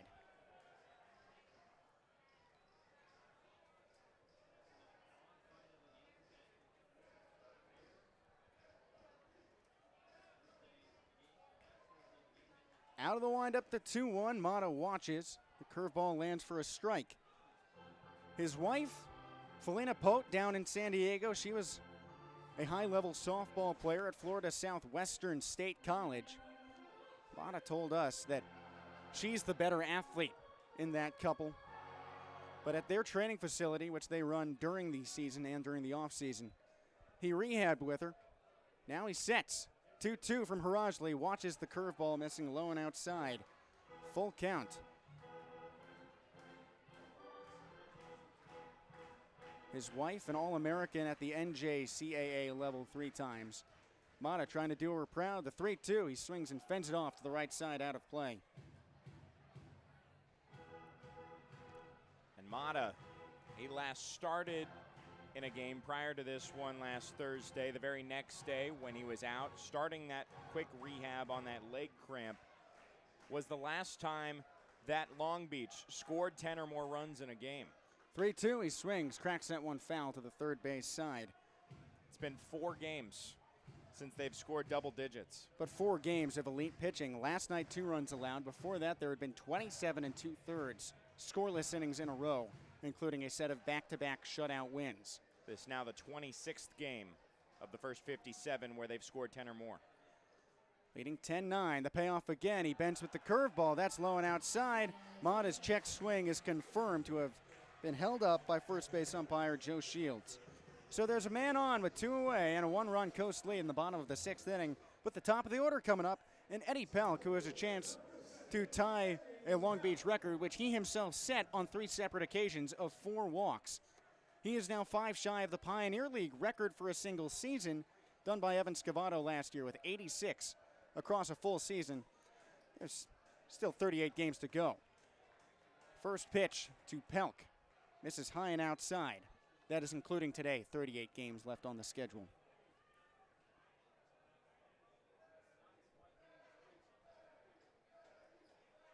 There goes Mata for second. The pitch misses high. Throw to the bag. He dives. Throw is offline. Tag never applied. Anthony Mata, perfect on the season in swipe attempts, now at 19 for 19. He's second on the roster behind Emilio Corona's 25 successful swipes.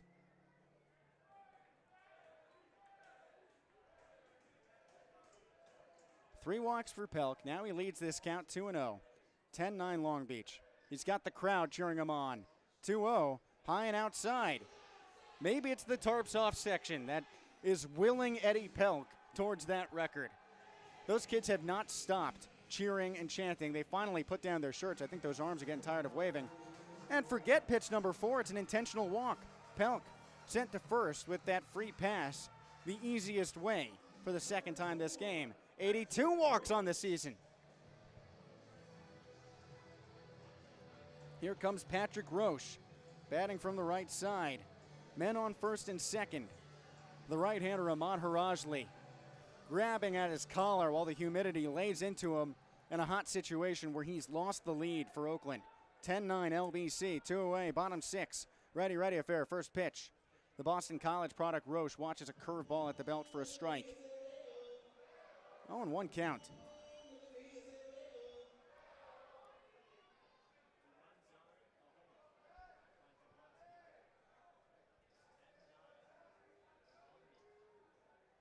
Next pitch, Roche leans back as that fastball, rather curveball, ends up over his helmet. 1-1 count. Game with 3 lead changes to this point already, has Long Beach ahead by a tally mark, trying to remain undefeated in series wins at home. The next pitch pops off of the mid of Connor Smith to the backstop. Anthony Mata cruises onto third, Eddie Pelk into second, and first base is open.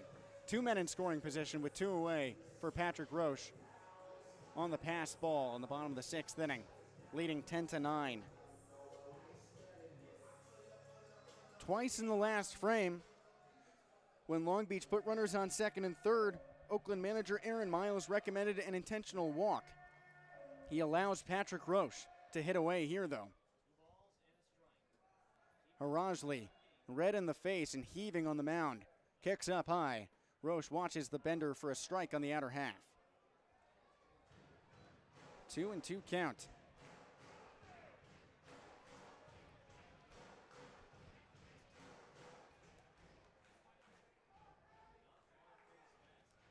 Roche 2 for 10 in this series. The 2-2. He swings, lifts it to deep left field straight away, hanging up for Tristan Moore, and the rookie makes the catch to end the inning.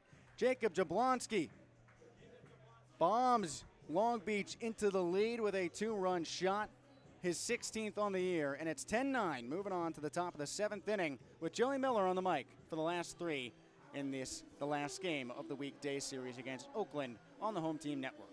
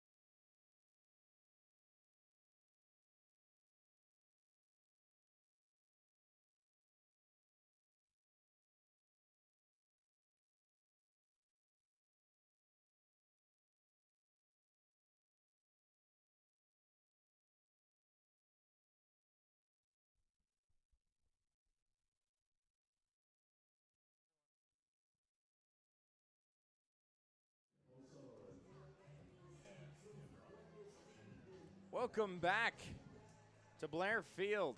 Top of the 7th, Joey Miller, Jesse Cook, and a back and forth, push-pull, push-shove. Here we are, it's 10-9.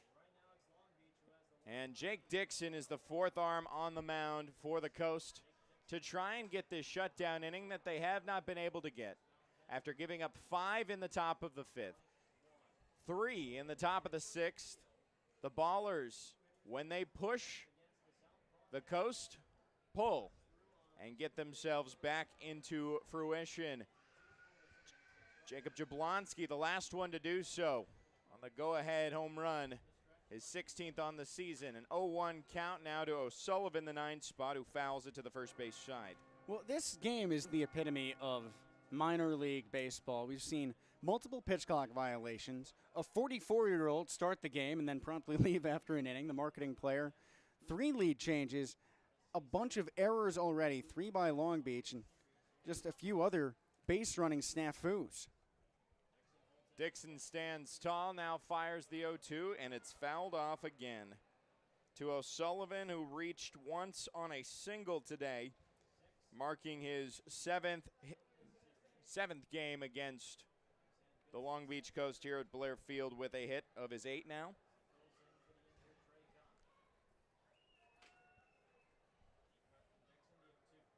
O2 once more over the head, and Anthony Mata gets it up the middle. On to first in time for out number 1. A great play there by the former Highlander. Well, one of my favorite segments this season was showing Anthony Mata photos of where he started a play and where the ball would end up and asking him if he got there. Spoiler alert, the answer was every single time he actually got to that base. Well, that's another one where he's starting off deep in the hole at shortstop, but he tracks the ball off the bat so well that he finds it behind second. Now the top of the lineup, Isai Santos. He's going to try and get something here off of the new lefty. Takes a strike. There have been 2 lefties in this game. Garrett Van Deventer was slated to be the starter, but he gave his pitching coach some time in the spotlight. 0-1, slider misses outside, and this is something that we saw of Jake Dixon that did not particularly work for him last time. That slider, that when it stays tight, it's a great pitch for him. It is his go-to kill pitch. But when he misses wide. This time there's the slider. It's fouled off. A bit tighter that time. 1-2 count. Jerome Williams cannot get the win nor loss in this no decision. Neither can the slated starter Garrett Van Deventer in this back and forth game. But we are honoring the Long Beach Armada and all the teams before it. The previous professional teams here that have played at Blair Field. This one skips in the dirt. A 2-2 count. But Jerome Williams spent part of his 2008 campaign with the Long Beach Armada in 6 starts. So now technically 7 starts at the professional level at Blair Field for the journeyman Jerome Williams. This one tallied to the left side. Still a 2-2 count. In those 6 starts in 2008, he had a 3-2 record with a 4.95 ERA. Some former Armada members in attendance here, as this one's fouled back. 6 pitches to Isai Santos, who's 0 for 3 with a walk. That walk led off the 6th. That started a 3-run rally. That gave the Ballers a brief lead.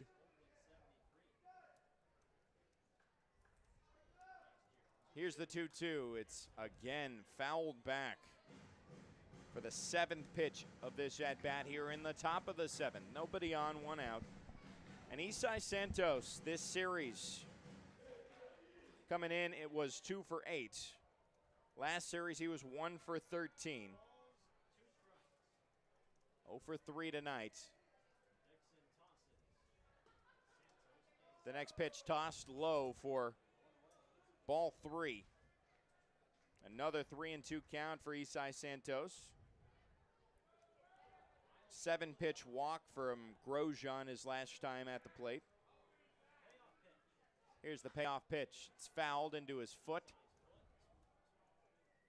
He exclaims in pain, but he stands ready to head back into the left-handed side of the batter's box. For the second time in this game, we're about to see a 10-pitch plate appearance, with Johnny Pappas earning a walk back in the 5th inning. Not a good day if you are a pitcher who wants to limit his pitch count. Unless you're Jerome Williams, of course, who gets through the first with 16 pitches. This one popped up third base side. Pappas charging at it. Watches it go over the net for another foul ball. That's 5 outside of the 3-2 count. The next pitch will be the 11th. Souvenir there for a fan. Has a couple kids to share it with as well.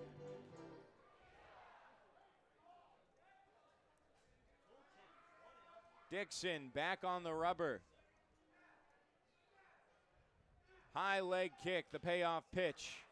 In the air to shallow left center. Mata looks it over his shoulder, but he's called off last second by Eddie Pelk, who loses his hat but makes the grab for out number 2.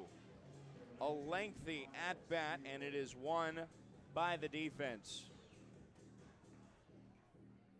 And now, Jake Dixon, just 1 out away from getting the coveted shutdown inning. After allowing the Ballers scoring multiple runs in the back previous 2 innings, this one down the left field line, despite a diving attempt by Jones, it gets into left field. It's going to be a 2-out double. And I believe that's not Miles Beal, if I'm not mistaken. No, that is Miles Beal. My eyes fooled me. Oakland's had a wealth of substitutions in this game. Beal replacing Nick Leahy, Jaden Kalura replacing Noah Blythe. You're already on your 4th pitcher of the game for the Ballers. And they're going to intentionally walk Jeter Ibarra. That is his 3rd free base of the day, the first the intentional way. It's his 2nd time being intentionally walked this series, though. We've seen plenty on the other side. Jake Allgaier now to the plate. Eddie Pelk, 2 intentional walks, a total of 3 on the day, including 1 to Cooper Vest as well from the Ballers pitching staff. Trying to induce a final ground ball, force out at any square base. First pitch misses inside on that slider that cuts in on the righty. The switch hitting righty for ball 1. 2 for 4 this Thursday night. The Oakland Ballers, this is their 3rd series here at Blair Field. Getting their first win last night in the 2-1 contest. This one, a broken bat, right back to Dixon. He picks it up out of the grass onto first. Most of that bat flying towards the Oakland on-deck circle. Torn at the handle, but this inning is torn into stretch time with a shutdown inning for Jake Dixon. First 0 on the board since the bottom of the 4th. We'll be back in the bottom of the 7th.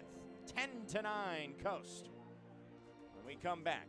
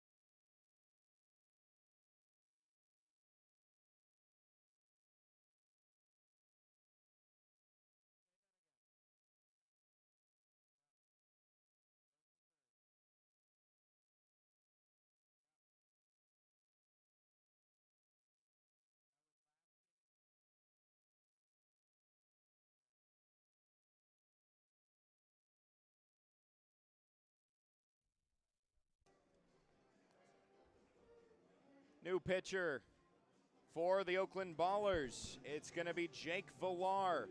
10-9, Long Beach Coast after stretch time. Joey Miller, Jesse Cook. A big 0 on the board after Jake Dixon gets through his inning of relief. Faces 5 batters, allows 1 walk the intentional way, a double as well, but trusts his defense and himself to record the final out on the 1-3. Now the lefty fires the first pitch to Cooper Vest, who also took an intentional walk his last time up. Takes ball 1 this time. He has 2 walks tonight, but back in the second, his only hit in his 4 prior plate appearances. The 2 RBI double. BYU product takes the next pitch inside for strike 1. There were some defensive changes in the top of the 7th. We forgot to relay to you. Patrick Roche to third, taking out the other BYU product, Easton Jones, out of the game. Jablonski moves to second. Now this one through the left side on the 3rd pitch. The 2nd hit of the game for Cooper Vest off of Villar. Gets the leadoff run aboard, and Cooper Vest was telling me before the game how important it is to get insurance runs, how something like last night, for example, the Red Pocket Mobiles had an 11-0 lead and they blew it. 12-11 was the final score. I believe the Boise Hawks came all the way back. We'll see the Mobiles tomorrow to start a 3-game series to finish out this homestand. And he said an 11-run lead in the Pioneer League, especially in the mountain range, is more like a 4-6 lead. A lot of offense out there. Emilio Corona now fouls the first pitch off to the third base side. Manager Troy Percival should know that well. He started his career in 1991 as a Boise Hawk. At 21 years old, going on 22. He's going to face off against another former major leaguer and manager in the other dugout, Dimitri Young, coming to town for the 2nd time. The travel team and the new team, one of the 3 new teams in the Pioneer League. But we saw in the inaugural home opener series a complete sweep. A 1-1 count now as the breaking ball misses outside. Corona, a 3-hit day, 3 for 4. Retired his last time up on the first pitch, hit right back up to the pitcher at the time, Brock Mayer. Foul ball off of home plate. Brings it to a 1-2 count.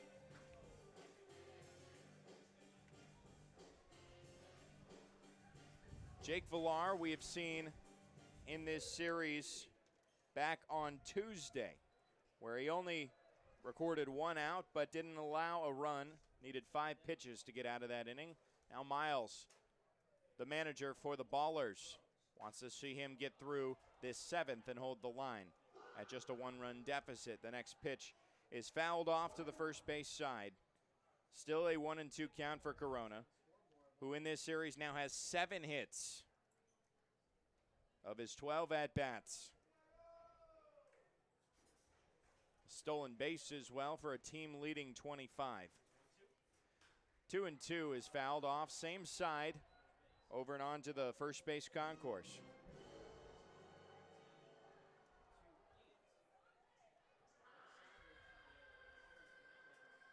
Corona sees the pitch clock start back up. He steps back into the batter's box.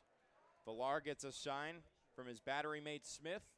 Looks over at Cooper Vest at first. Now the next pitch misses low and inside. Villar relatively new for Aaron Miles and the reigning champions of the Pioneer League from the 2025 campaign. And talking to Miles today, he said there will likely be some more changes to come the next time we see them. Next pitch, a breaking ball, does not break. It misses high and outside. And that's par for the course down the stretch in any level of baseball, but especially in the Pioneer League where other players are made available from other leagues that might end earlier who weren't picked up in the draft. Next pitch is fouled off down the right field line. That is the 8th pitch of the at-bat. Still a full count for Emilio Corona with nobody out and a runner at first. The next time the Coast will face off against the Ballers is August 14th, the next time we see you here on a 12-game homestand that starts off with Yuba Sutter. On the 11th of August, they hit the road for 2 weeks. This one on a line drive, poked through the left side for back-to-back base knocks. Runners at first and second. Now Cuba Bess to the dish. But that will be the final large homestand. 2 more homestands after this as we make our way down the stretch towards Coast-Timber. And, you know, it's definitely a relief to have that off the plate, to have home field advantage. But they're still working for home field advantage should they advance to the championship series. Oakland wants to remain in contention to potentially make their way back to that championship series. The first pitch misses inside on the breaking ball to Cuba Bess, who is 1 for 3 this afternoon. Right now, starting off their second half, 1-7, finally getting their first win last night in a low-scoring 2-1 contest, a 1-run advantage. Next pitch, the breaking ball, similar spot, but this time it finds the strike zone. Long Beach is out of challenges, 0 for 2 on the series, now 2 for 7. Here's the 1-1. It's fouled down the third baseline, potentially in playing range for Allgaier, who chases it. It's over his head, and Bess stays alive. But it is the second strike. He'll pick up his bat once he recharges his batting gloves, ties his shoelaces. Nighttime here at Blair Field, and 3 more games to finish out July here at Blair Field, I should say, as they head to August as they head to Ogden heading into August. With public address announcer August McAdoo down the hall to us. Who recently celebrated his birthday, which is oddly in July. We realize the irony there. Happy birthday, August, by the way. 2-2 now to Cuba Bess. Villar looks back at Cooper Vest at second. Next pitch, the breaking ball misses outside. Now back-to-back full counts. Last full count worked to 9 pitches before Emilio Corona got his way on base. This one, a foul ball down the third baseline, and now a 4-hit game for Emilio Corona. For the Long Beach Coast, in terms of 4-hit games, that is the 13th instance this season. Last time we saw it was just last week, last Friday against the Yuba Sutter Freebirds, where Matthew Bardowell got 4. Next pitch is fouled into the third base screen. Another long count, and that has kind of been the story of tonight, Jesse. Absolutely. These pitchers have been strung out. We've seen a couple 10-pitch plate appearances. We've seen lots of battles on 2-strike counts. And I know there are only 2 innings after this remaining, but wouldn't be shocked to see more. The payoff pitch misses low and outside. The second walk issued to Cuba Bess, the first from Villar. The 12th out of the hands of any given Ballers pitcher, any of the 5 that have taken the mound tonight. And now Aaron Miles shuffles out of the dugout with the bases loaded and nobody out. It's likely going to be a new arm. He reaches for the ball, and that's all for Villar. 3 batters faced, 3 on. Here in the bottom of the 7th, it's a 1-run contest. It'll be a righty when we come back around the bend here on the Coast Media Network.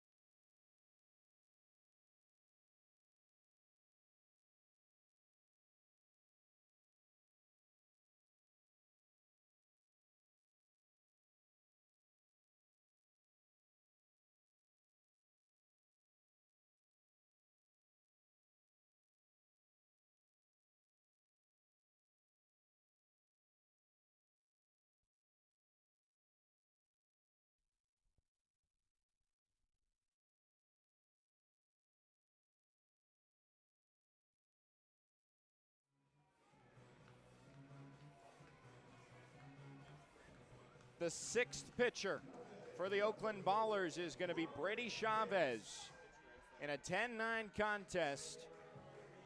This being his 8th appearance on the season for the Oakland Ballers. We saw him last week in the middle game to start off the second half in that full series sweep. It's not going to be the same thing this time around, this being the rubber match. Robert Pitts now gets his first at-bat of this game with the bases loaded and nobody out. Swings through the breaking ball. 4-strike-1. He came into the game to replace Easton Jones. Through a couple of defensive shuffles, he's in right field now. Pitts getting his first professional hit last night on his birthday. Takes the next pitch for a breaking ball, strike 2.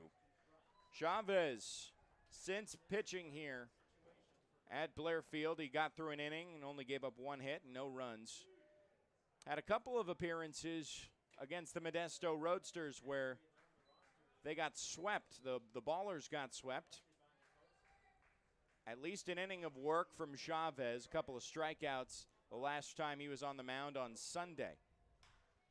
This one popped up into shallow right field. Kalura comes in, makes the grab, quickly throws in. The throw is offline, but everybody stays put.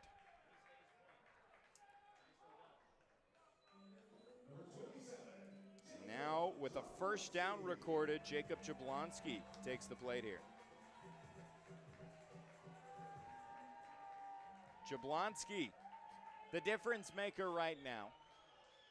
The go-ahead 2-run blast for his 16th on the season, now just 1 behind Cuba Bass.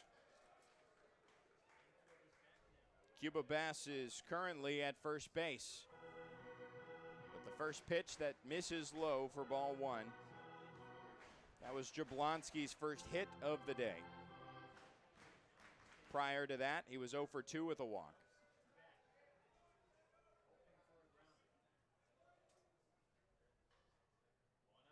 The 1-0 on the ground, softly hit to Ibarra, who goes home with it and gets the lead runner out on the fielder's choice. The smart play there. Now Chavez can escape the damage that Jake Villar started with the bases loaded and nobody out.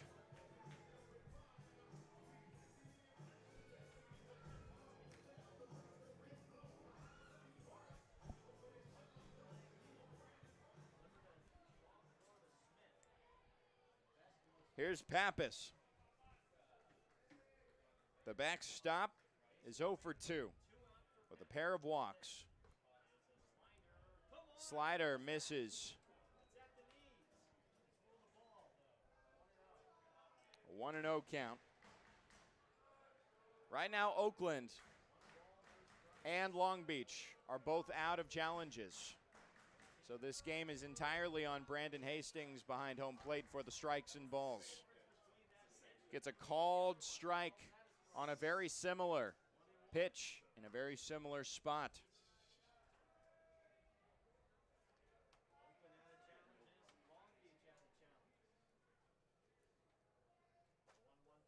The 1-1 misses low and outside again, trying to get him to chase with that breaking ball. But Pappas not budging.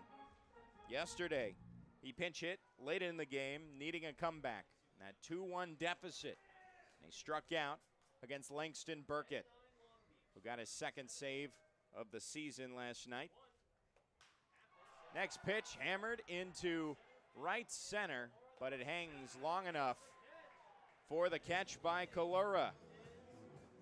Incredible comeback for the Oakland Ballers, who load up the bases with nobody out.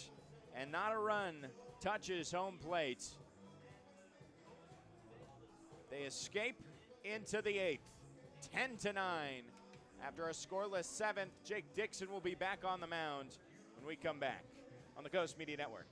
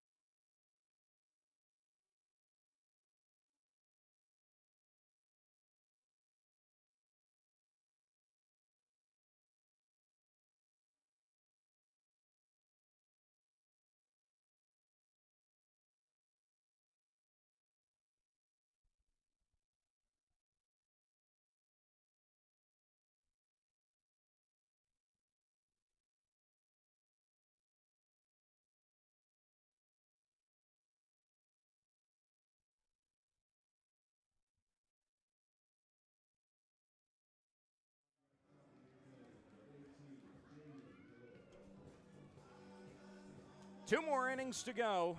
And for the Long Beach Coast, they just need 6 more defensive outs to close out this series. Joey Miller, Jesse Cook. Top of the 8th, Jaden Kalura put out a couple of batters to get out of the bases loaded, no out situation that was started off by Jake Villar. Brady Chavez worked out of it, and now Jake Dixon, the first pitch misses inside on the fastball. 1-0 count to Kalura, who came in to pinch hit in the top of the 6th and then came in defensively in right field, much like Robert Pitts, who is now out there in right field and took his first at-bat the very last half inning. Called strike there on the next pitch.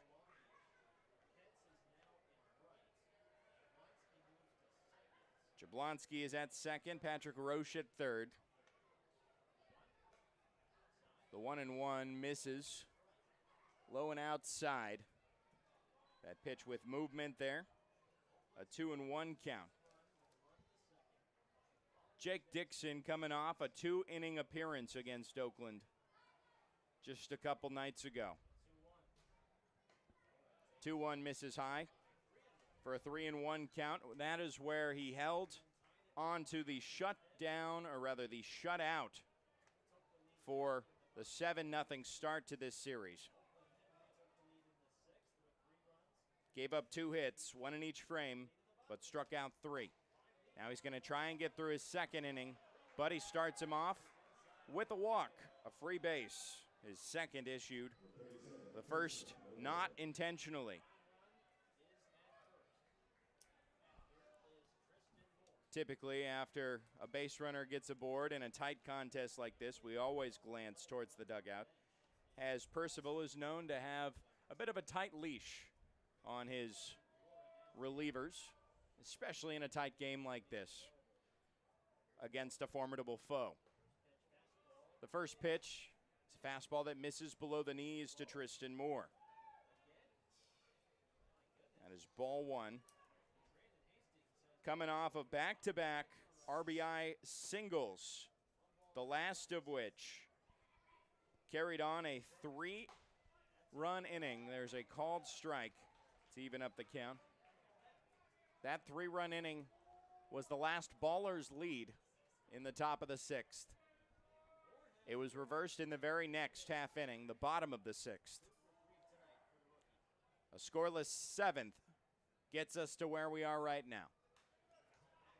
The next pitch is fouled back for a now 1-2 count. The second time that Moore has faced a 2-strike count. Flew out to shallow left center. Mata got him out his first at-bat. Since then, he has reached base all 3 plate appearances, and now it's going to be a 4th. Gets a base hit to Robert Pitts, who's knocked back. And now the throw to third is offline. It was on time, though. So it's going to be a single, and the error that advances Kalura to third base. That is the 4th error of the game. The season high is 5, and that was also against Oakland back in May for the Long Beach Coast, and that is going to be it for Troy Percival coming out to take the ball away from Jake Dixon. We'll tell you who the new arm is. It looks to be a righty when we come back around. 10-9, but runners at the corners, nobody out in the top of the 8th.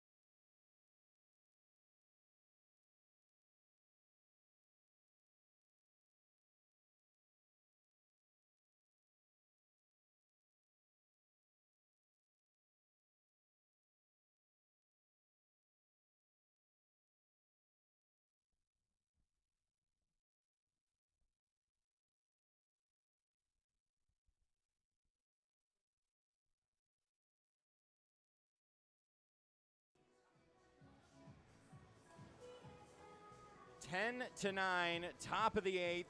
Runners at the corners and nobody out. Steven Ordorica is going to try and be the firefighter, nicknamed Chili. The Submariner will face off against Cam Buford, followed by Connor Smith and Brendan O'Sullivan. All righties to finish out the bottom part of this lineup. First pitch bends into the strike zone for strike one on Buford, who has had a couple of RBI hits. His last couple times up, he's 2 for 3. Holds his black bat high above his helmet. 0-1 in the air towards right center, but Robert Pitts is there. Quickly gets it in. It's going to cash in a run on the sacrifice fly, and this game is tied. 3 RBI for the designated hitter for the Oakland Ballers. And it brings up Connor Smith. The go-ahead run is at first, but there's one out now in this game, in this inning. And it's not going to be Connor Smith. It's going to be Paul Winland, the former Long Beach Coaster, trying to get a big moment, a big statement moment, rather, on his former franchise. We've seen him go yard in a Ballers uniform here at Blair Field.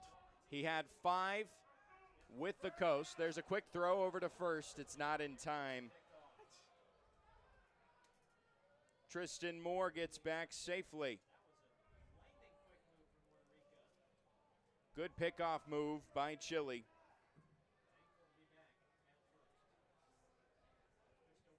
The next pitch to Winland is fouled into his, right around his foot. It's an 0-1 count.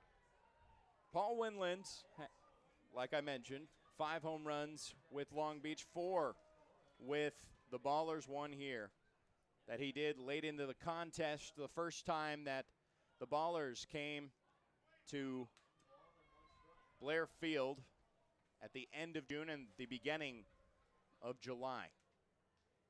A 1-1 count as the next pitch misses high and in. Ordorica settles, now the 1-1. Misses outside. Paul Winland replaces Connor Smith, who has a 2 for 4 line, but Miles wants to go with the righty on lefty matchup. 2-1, misses further inside. So far inside, it hits him. Now the go-ahead run is in scoring position for the Ballers, who, as we just mentioned, took their first lead of the game back in the top of the 6th. Brendan O'Sullivan, who has not been an easy out this series nor any other here at Blair Field, is at the plate. Ordorica wanting to induce a ground ball to get out of this inning. Misses outside for ball 1. Many free bases have plagued both pitchers, or both pitching staffs. 11 pitchers have come on the mound here at Blair Field. 6 for the Oakland Ballers, 5 now for the Long Beach Coast. Brendan O'Sullivan fouls one a long ways towards the Steve Traxel bullpen for a 1-1 count. Crowd getting a little quiet now in this tense moment. A red bat to contrast the dark green uniform of O'Sullivan, which he uses to swing and miss. At the slider outside, a 2-strike count for Ordorica. Got to save a couple of appearances ago against Yuba Sutter. That was back here at Blair Field just this past weekend. Faced off against the Ballers just last night. Pitched 2/3 of an inning, only gave up 1 hit, and struck out 1. 1-2, sent right back up the middle, and it falls in front of the center fielder to load up the bases. The ball gets away from Anthony Mata, But a nice backup there by Johnny Pappas. Ordorica gave up a single to O'Sullivan last night, and now he does the same here in the final game of this series. That go-ahead run just 90 feet away. Paul Winland advances to second. And back to the top of the lineup we go. Isai Santos is 0 for 4. A walk is the only time he has reached. He came around to score in the top of the 6th. He takes the first pitch outside for ball 1. 10-all is the score. The Ballers tying it up on the sac fly from Cam Buford. Now this one on the ground to Mata. Gets it to Roche, and then on to first in time. Big moment and a big ground ball from Chile. Gets out of the jam. Keeps the game tied heading into the bottom of the 8th. We'll be right back. 10-all is your score here on the Coast Media Network.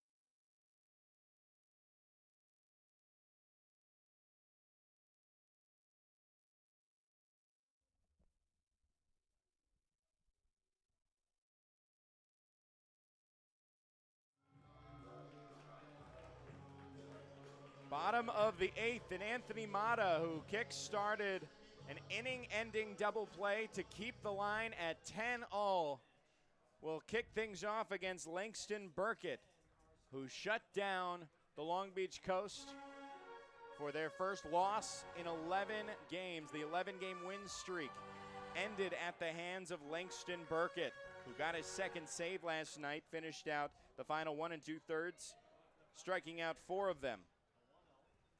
1-0 misses inside and low. They defer down to Joe Shields, but the bat really didn't come off the shoulders of Mata. It's a 2-0 count now.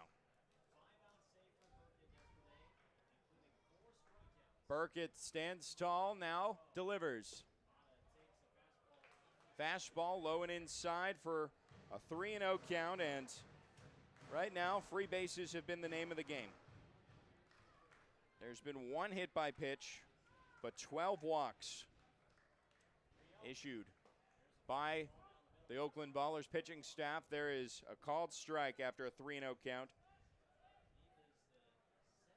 This is the 7th pitcher on the mound for the Oakland Ballers, and the final line in my book. So after this, good luck. I'll have to scribble it in very small. Bob Carpenter only allows for 7. 3-1 on the ground towards the shortstop. O'Sullivan has time to get it to first for out number 1. Eddie Pelk comes up to the plate, extending his on-base streak to 57. All 57 games he has reached, many times the way of the walk. He has 4 of them tonight, getting him to 82 on the season. That ties him for the second all-time in the modern era of the Pioneer League, since transferring over to M.L.B. Partner League Indie Ball in 2021. First pitch misses on the fastball high. A 1-0 count. Next pitch even further inside for ball 2. He is 4 walks away from tying the all-time record, affiliate or otherwise, but most recently by Evan Scavato of the Grand Junction Jackalopes. Now retired, the former Colorado third baseman. Next pitch downstairs. A 3-0 count, just like Burkett started off Mata. Well, this would be a record 5th walk. 3-0, misses high, and there it is. 5 walks in a game, the most in a single game by a single player in Long Beach Coast history, the very short Long Beach Coast history. 83, Eddie Pelk is 3 away. You know, earlier today we were talking about when he might break it. If this keeps going, it's the 8th inning. Maybe it'll happen today. Certainly might this weekend against the Mobiles, who struggled with the base on balls against the Long Beach Coast. Patrick Roche now to the plate with the go-ahead runner at first. First pitch misses low and inside. Another missed opportunity to get ahead of the count for Burkett. Roche 0 for his last 3, but one of them scored a run on their RBI ground out back in the 5th. Burkett, the next offering, on the ground, slow roller to Allgaier, who only has 1 play to first.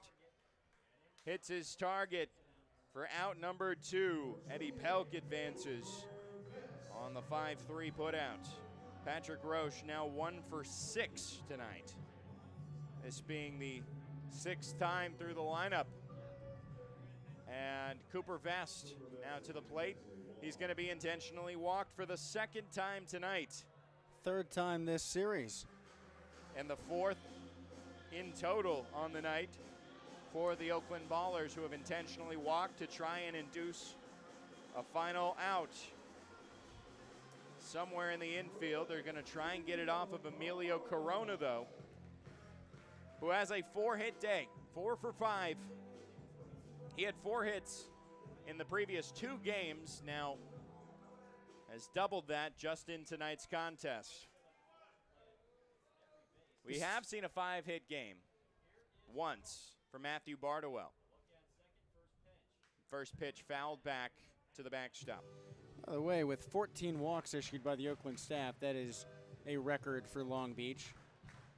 14 free passes in a single game, besting 12, which has happened 4 times. Which you would think would mean an advantageous situation heading into these later innings, but this is a tie ball game. There's a swing and a miss. Corona is just a pitch away from giving up this opportunity with the go-ahead runner, Eddie Pelk, at second. 10-10 is the score in the bottom of the 8th. Langston Burkett looks back at Pelk. Now the 0-2. Misses below the knees on the 93-mile-per-hour fastball. Langston Burkett is the youngest member on the Oakland Ballers roster. Born in 2005. The 1-2. Misses outside. A good stab from Connor Smith to prevent that pitch from getting past him.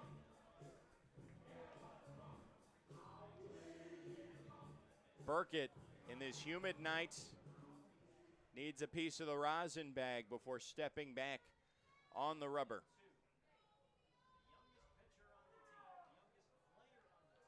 A 2-2 count. Deuces Wild with 2 outs, 2 on. This one softly knuckled to shallow right field, but Jeter Ibarra has enough hang time to glove it over his shoulder for out number 3. A shutdown inning for Langston Burkett, keeping the score tied at 10 apiece. The game will be decided in the ninth or just beyond it. We'll be right back on the Coast Media Network.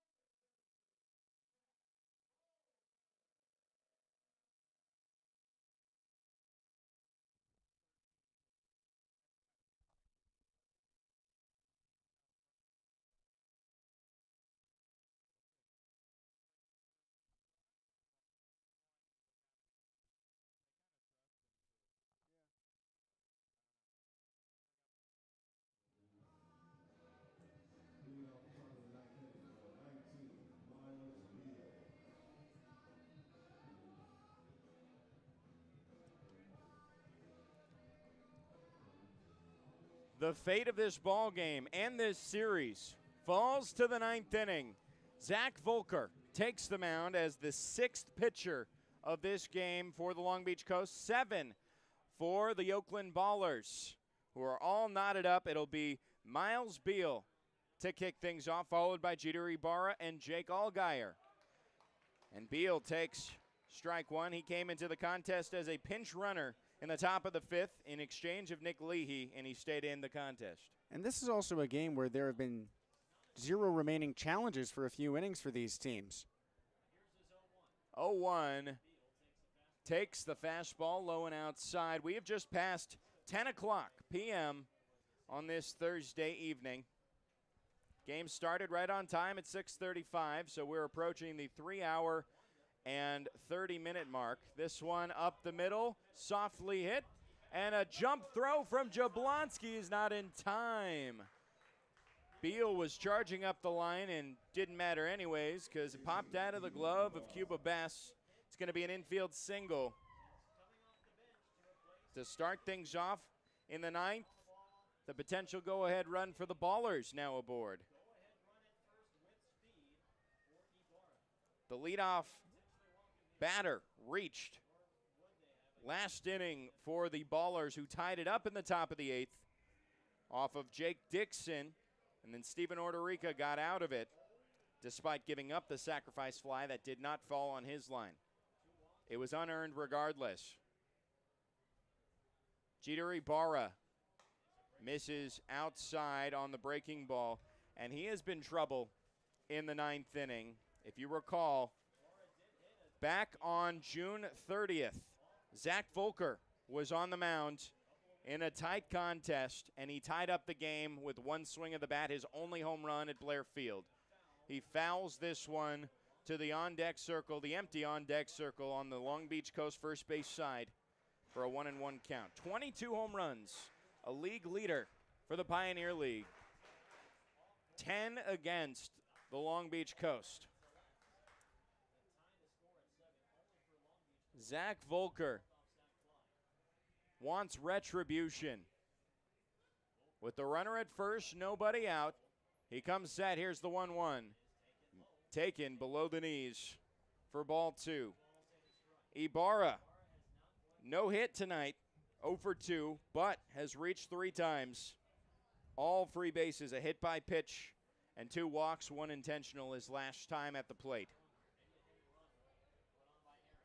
The 2-1 in the air. into left field. Pelk coming back on it towards the warning track. He makes the grab for out number 1.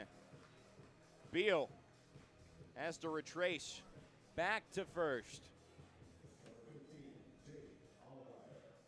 Jake Allgaier now with 1 out, and the middle infielders will try and get ready to do what they did last inning.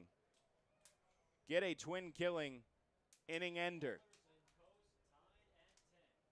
Allgaier grounded out back to the pitcher to end the 7th inning. The last time the Ballers had a scoreless frame offensively. The first pitch falls below the knees for ball 1. Allgaier 2 hits tonight in his 5 at-bats. Reached on an error back in the 5th, one of now 4 errors. The second most for the Coast in a single game. There's a check swing, he goes around. It is a 1-1 count. The only time they've had more errors, that was 5 back on May 23rd at Raimondi against Oakland. And that was a series, the only series that Oakland has taken on them. Throw over to first to check on Miles Beal. This is the 6th series between the Northern and Southern California teams, the new rivalry sparking. Tied series here at 1 apiece. Next pitch up high on the fastball. A 2-1 count. The only series taken by the Oakland Ballers, like I mentioned, May 22nd through the 24th, where Oakland took 2 of 3 games. 2-1, fouled towards the Coast dugout on the first base side, now a 2-2 count. That was the only series where the Oakland Ballers scored more than 30 runs in the 3-game set. All of them have been 3-game sets. For the Long Beach Coast, of the previous 5, they have scored 30 or more runs in 4 of the 5 series. Thus far, the Ballers have 12 runs in this series, 10 tonight, in this 10-all contest in the top of the 9th. Jaden Kalura in the on-deck circle with 1 out, the 2-2. Hits for strike 3. Freezes him on the fastball, and Allgaier can't do a thing about it. No challenges here. Probably wouldn't have gone his way either way. That was a beauty of a pitch. That froze him on the backwards K, and now Volker can do it himself with just 1 more out. Kalura came in to pinch hit in the top of the 6th. Came in defensively in right field soon after.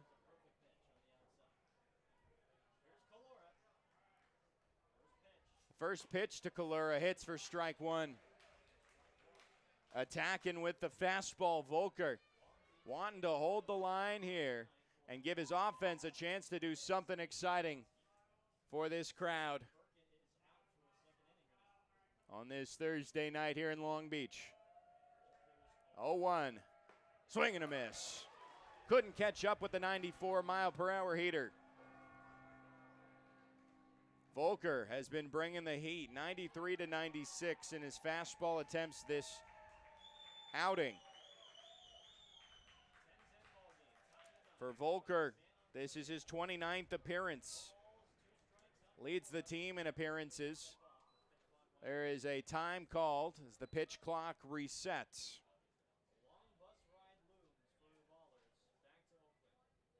Ballers on a getaway day right now, trying to get out of this inning. Volker now the 0-2. Cuts inside, but it's in too deep for ball. Kalura has taken back-to-back walks in his 2 plate appearances, once against Gary Grosjean and once against Jake Dixon. He scored the game-tying run in the top of the 8th. 1-2 is fouled to the third base parking lot. This inning started off with a leadoff single by Miles Beal. He has stayed there after the next two were retired in order. Ibarra, a fly out to left field, and then a strikeout to Jake Allgaier.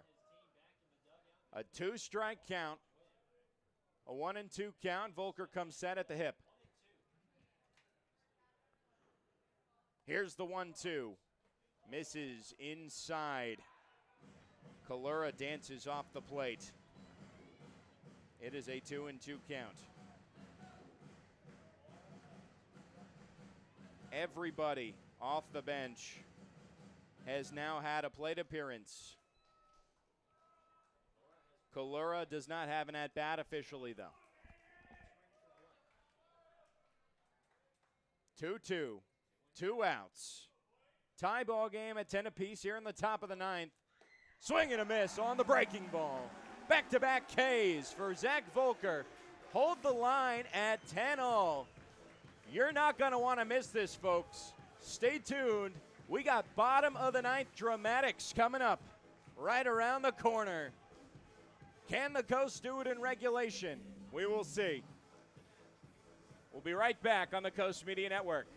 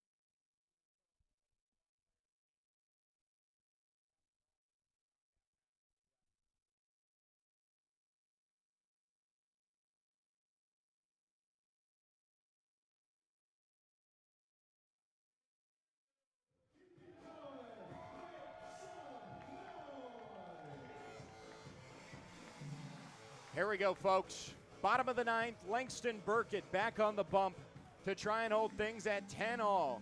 Zach Volker faces 4 batters, allows the leadoff aboard with a single, and then strikes out the final 2. Cuba Bass is going to start things off, and I'm getting a little deja vu because Zach Volker held the line, or rather did not hold the line. He tied up the ball game, giving up the game-tying home run to Jeter Ibarra, the very first game that the Oakland Ballers played here at Blair Field. There's a swing and a miss for strike 1. This is the 9th contest here in Long Beach between the two teams. And how that contest ended was on a Johnny Pappas walk-off sac fly. That was the last walk-off of 2 on the season for the Long Beach Coast. He's due up 4th right now, Pappas. Here's the 0-2 to Cuba Bess. It's fouled off the top of the screen behind home plate. Cuba Bess, his last 3 plate appearances, all singles, 3 for 4. The 0-2. Hard line drive right into the mitt of Isai Santos. Robert Pitts will be followed by Jacob Jablonski. And should they not be able to get the job done in this inning, actually it's not going to be Robert Pitts. It's going to be Jackson Bird, who was a hero this past weekend with a sacrifice fly that finished out a game on the Freebirds in a tight contest. The two-way player from Sacramento, not too far compared to here from Oakland. Fouls the first pitch back for strike one. He is the only lefty on the bench. And remember, Bird was in the lineup earlier against Yuba Sutter, and he drove the ball down the right field line for what would have been home runs twice in the same at-bat had they not turned foul. The 0-1 misses high and outside on the off-speed. Burkett finished out the final inning in 2/3, but with the lead intact, getting the save in the process. Now he's trying to save his team from a potential loss here. Next pitch misses outside, a 2-1 count. Right now, here's the 2-1, a swing and a miss, a 2-2 count. 17 games played between these two teams. Long Beach has taken 13 of those 17. Trying to finish out their matchups against the reigning champions here in the month of July, the team that they started this very month with. Pitch clock winding down to 3. Burkett in his motion misses outside on the fastball. A 3-2 count. And you do have to be wary if you put Jackson Bird aboard. He stole a couple bases in the college season, but we know he has the wheels to make it around. Payoff pitch hits the zone on the breaking ball. Bird nods and heads back towards the dugout for out number 2.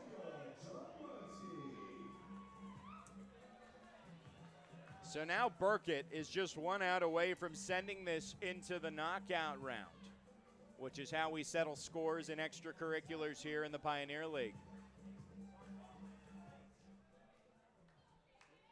There have been 4 knockout rounds in the inaugural season for the Long Beach Coast prior. They have won 2 of them. First pitch to Jablonski, misses outside for ball 1.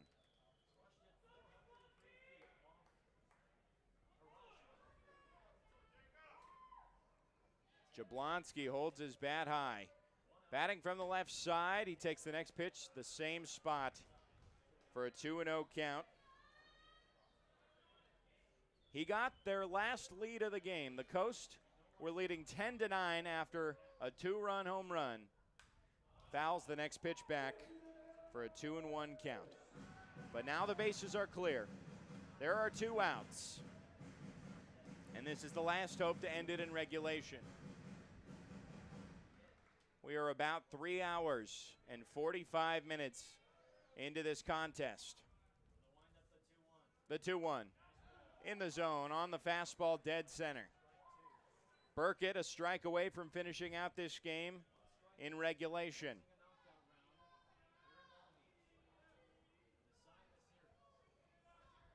Two and 2 count.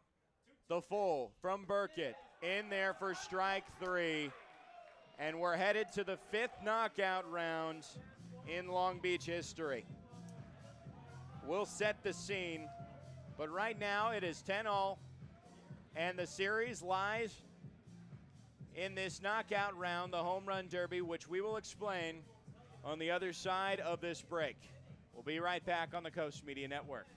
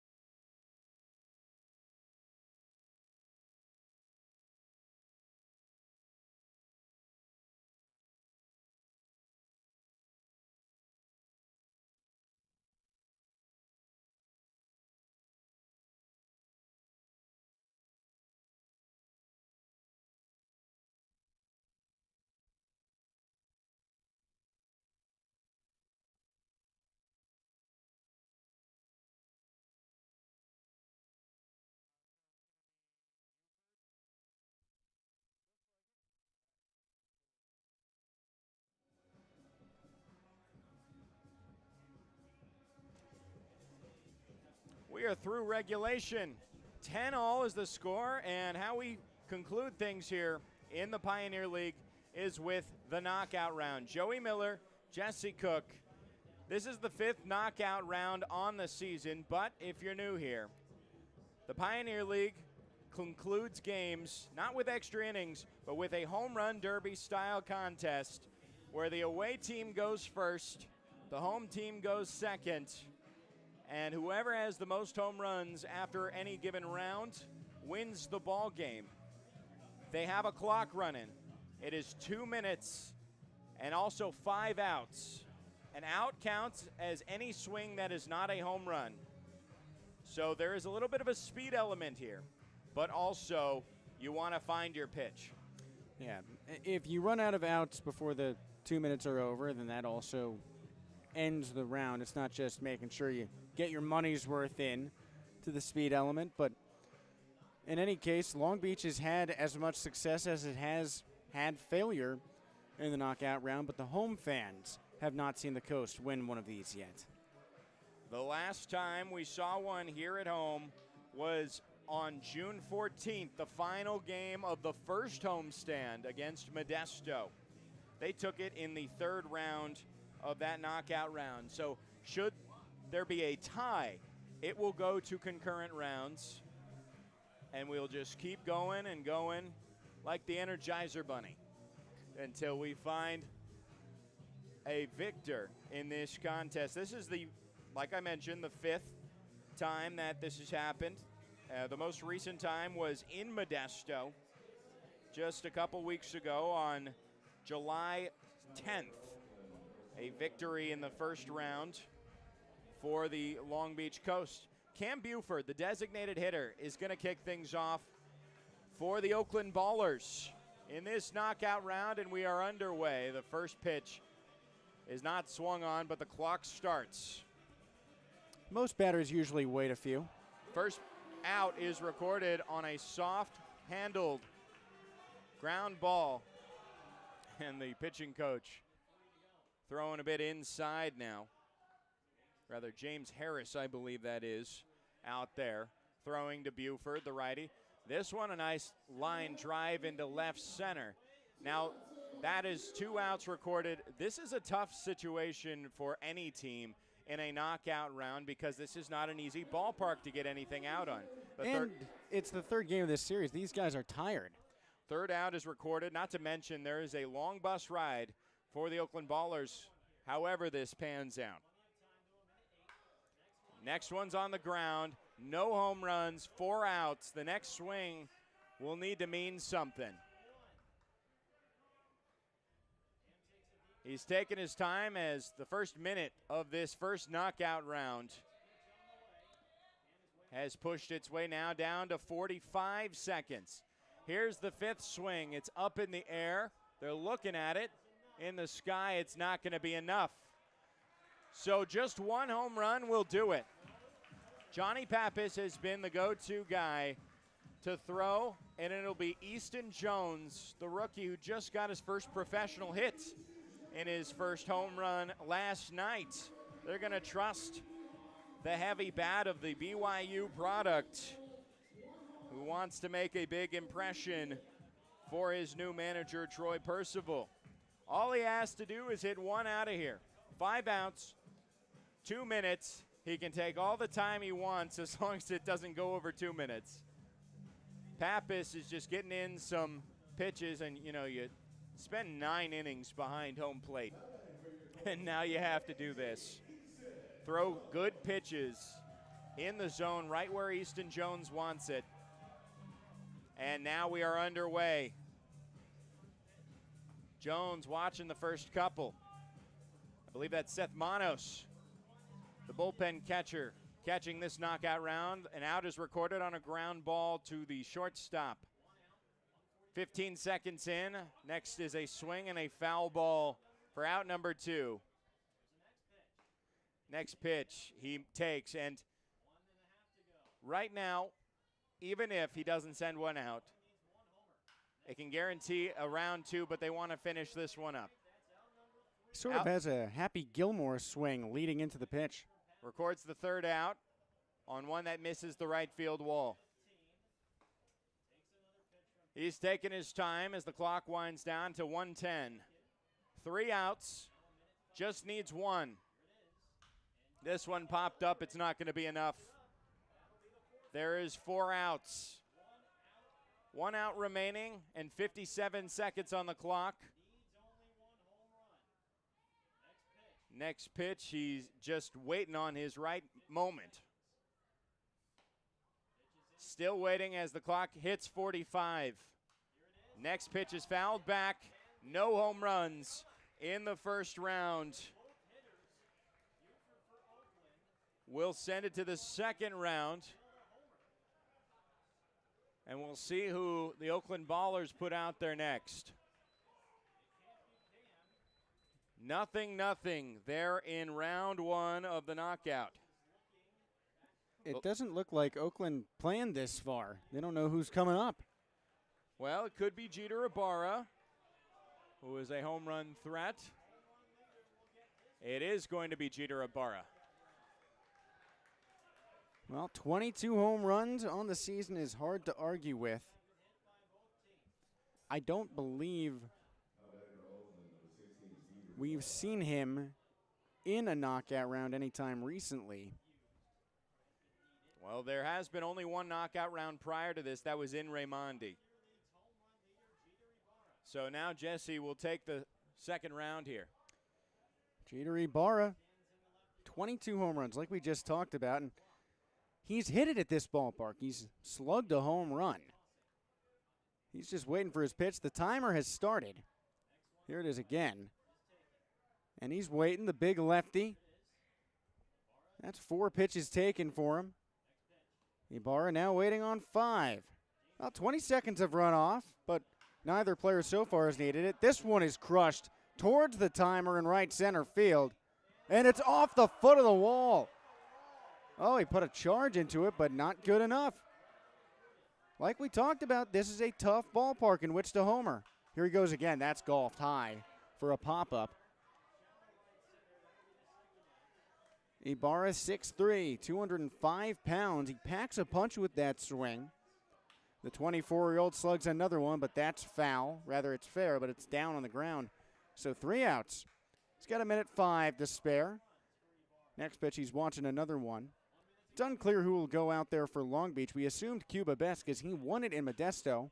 Ibarra flies another one, this one to dead center.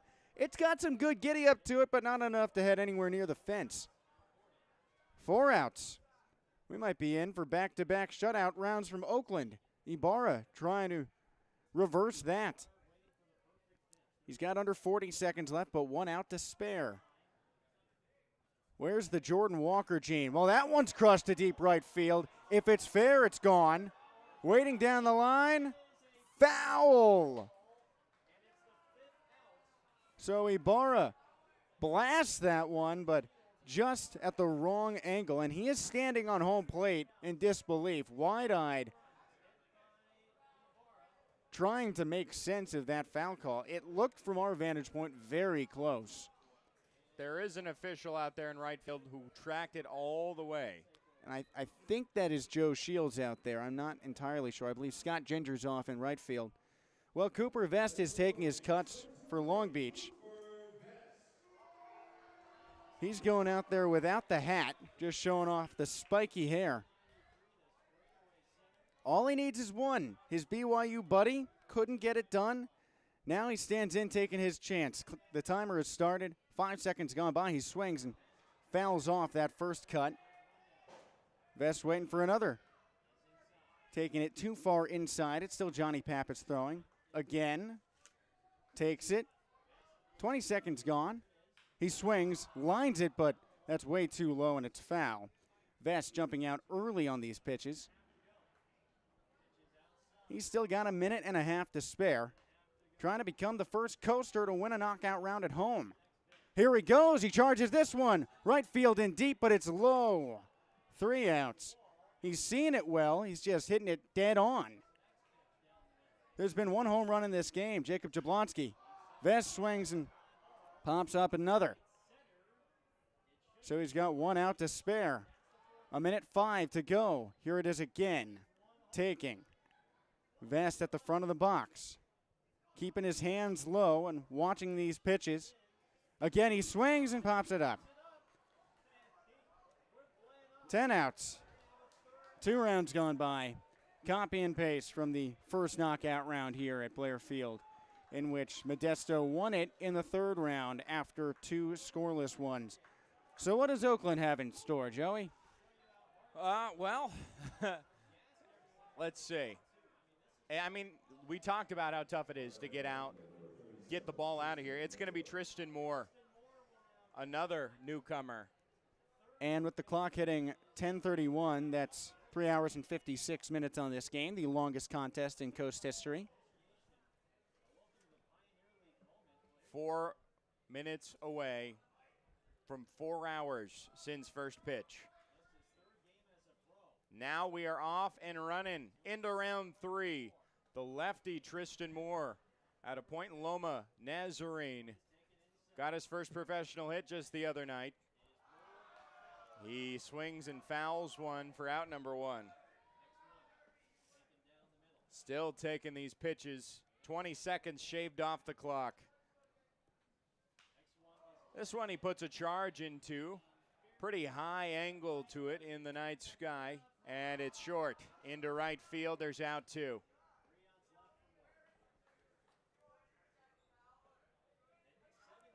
Takes the next couple. Now this one driven out into right field. This could be the first. And it does clear the fence. The first home run of the knockout round goes to the Oakland Ballers. Now this one charged out into right center with some good distance. And it's short. 3 outs. And now whoever the Coast will put out there next will have some sweat on their brow. Next one popped up. That's 4 outs. I see Jacob Jablonski holding a bat. Very likely that it could be him, and then maybe Bess next. Jablonski already has a home run tonight. Next pitch is popped up, but a home run leaves the yard off the bat of Tristan Moore. Now Jablonski is going to need 2 if he wants to take this series and prevent a series loss, which would be the first here at Blair Field.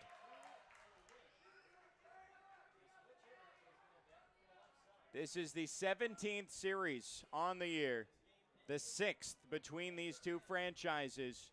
Oakland has taken one of them. That was in Oakland at the beginning of the season. So here goes Jablonski to try and win it all for the Long Beach faithful. The clock is up and running. He gets this first pitch down the right field line into the bullpen. Just shy. It goes foul, actually. There's out number 1. Next pitch is fouled. Right field line. It's hard to see these balls into the night sky. That's why we have some officials up the lines. This one is popped up. It's not going to be enough. There's 3 outs. He has 2 remaining, and he needs to get 1 to tie it.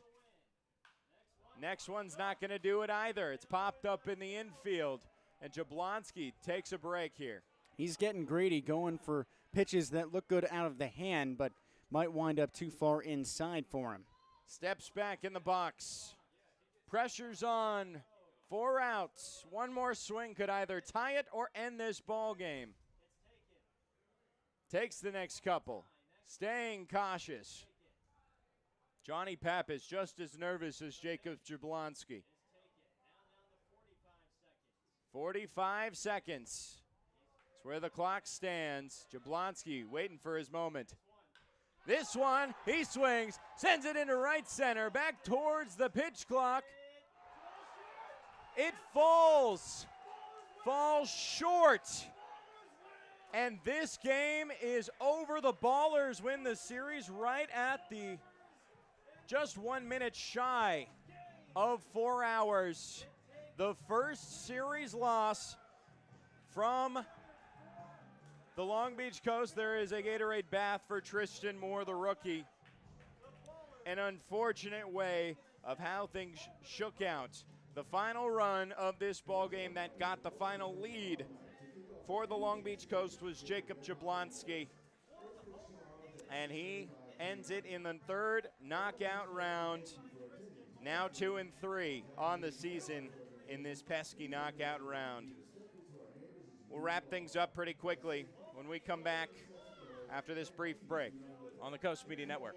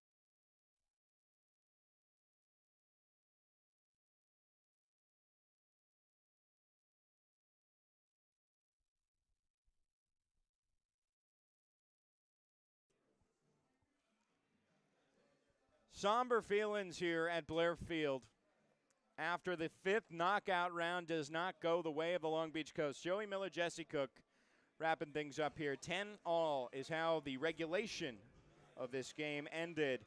And Oakland takes their second series of 6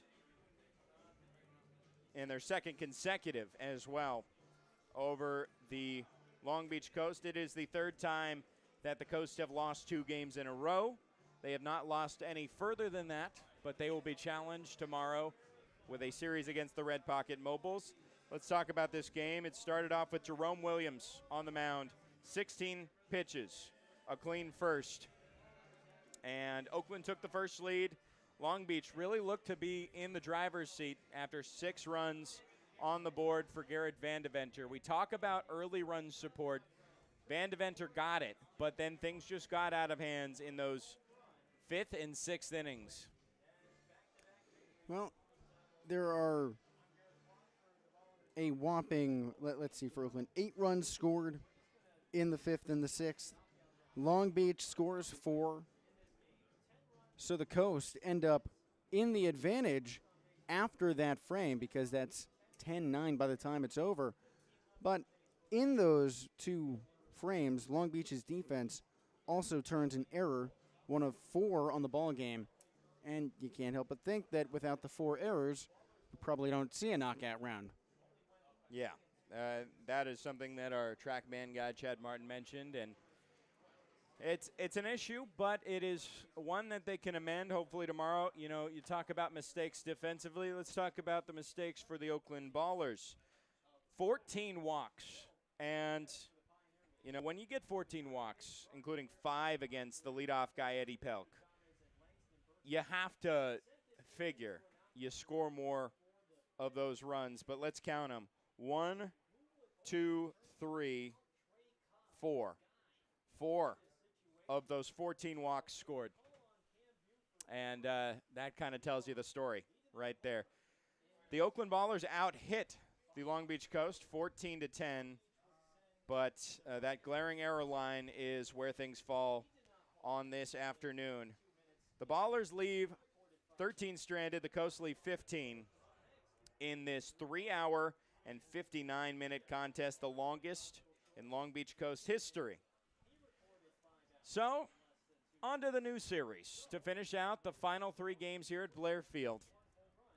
And Jesse Cook is going to be solo for those 3 games, as I will be on the away side, helping out the league and going to be running some games with my former producer last year, Al Malding, who works for the Red Pocket Mobiles. I'm technically going to be their broadcaster, but still a Coast broadcaster, just leading the charge on the other side of this booth.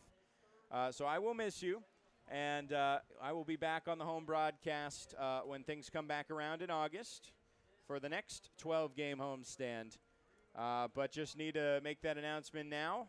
And Jesse, I'm sure you're going to do just fine. You are a fantastic broadcaster, and you had the #1 role for all the games in the Rocky Mountain Vibes. So I'm sure you have no problem getting through 9. Yeah, it's going to be a fun few days. We're going to have some guests on the broadcast. But other than that, it's just going to be good old-fashioned Coast baseball the way you know it. And then you'll get me for 3 more uninterrupted out in Ogden as well. So I've got a fun week of baseball coming up, and I'm glad you guys are going to be along for the ride. Unfortunately, it means probably a little less live engagement on the Cook quiz, because generally there are 2 people who play it. My dad, and then you, Joey. Yeah. So I'll just shout. I'll shout across the press box for you. All right. But yeah. We'll have a good time. Hope you tune in. We'll still have the Beach Ball pregame report at 6:15 tomorrow, 20 minutes before first pitch every single game like normal. So I'm excited for that, and yeah, we're gonna have a lot of fun. The crowd on hand, 1,252 reported in this series loss. Back-to-back, Oakland on their getaway day remain victorious over the Long Beach Coast. That's all we got for you. We'll see you tomorrow. I'll be in the away side. Jesse will be on the home side. But for now, signing off. Thank you so much for tuning in. Now it's time for us to tune out. Have a great night.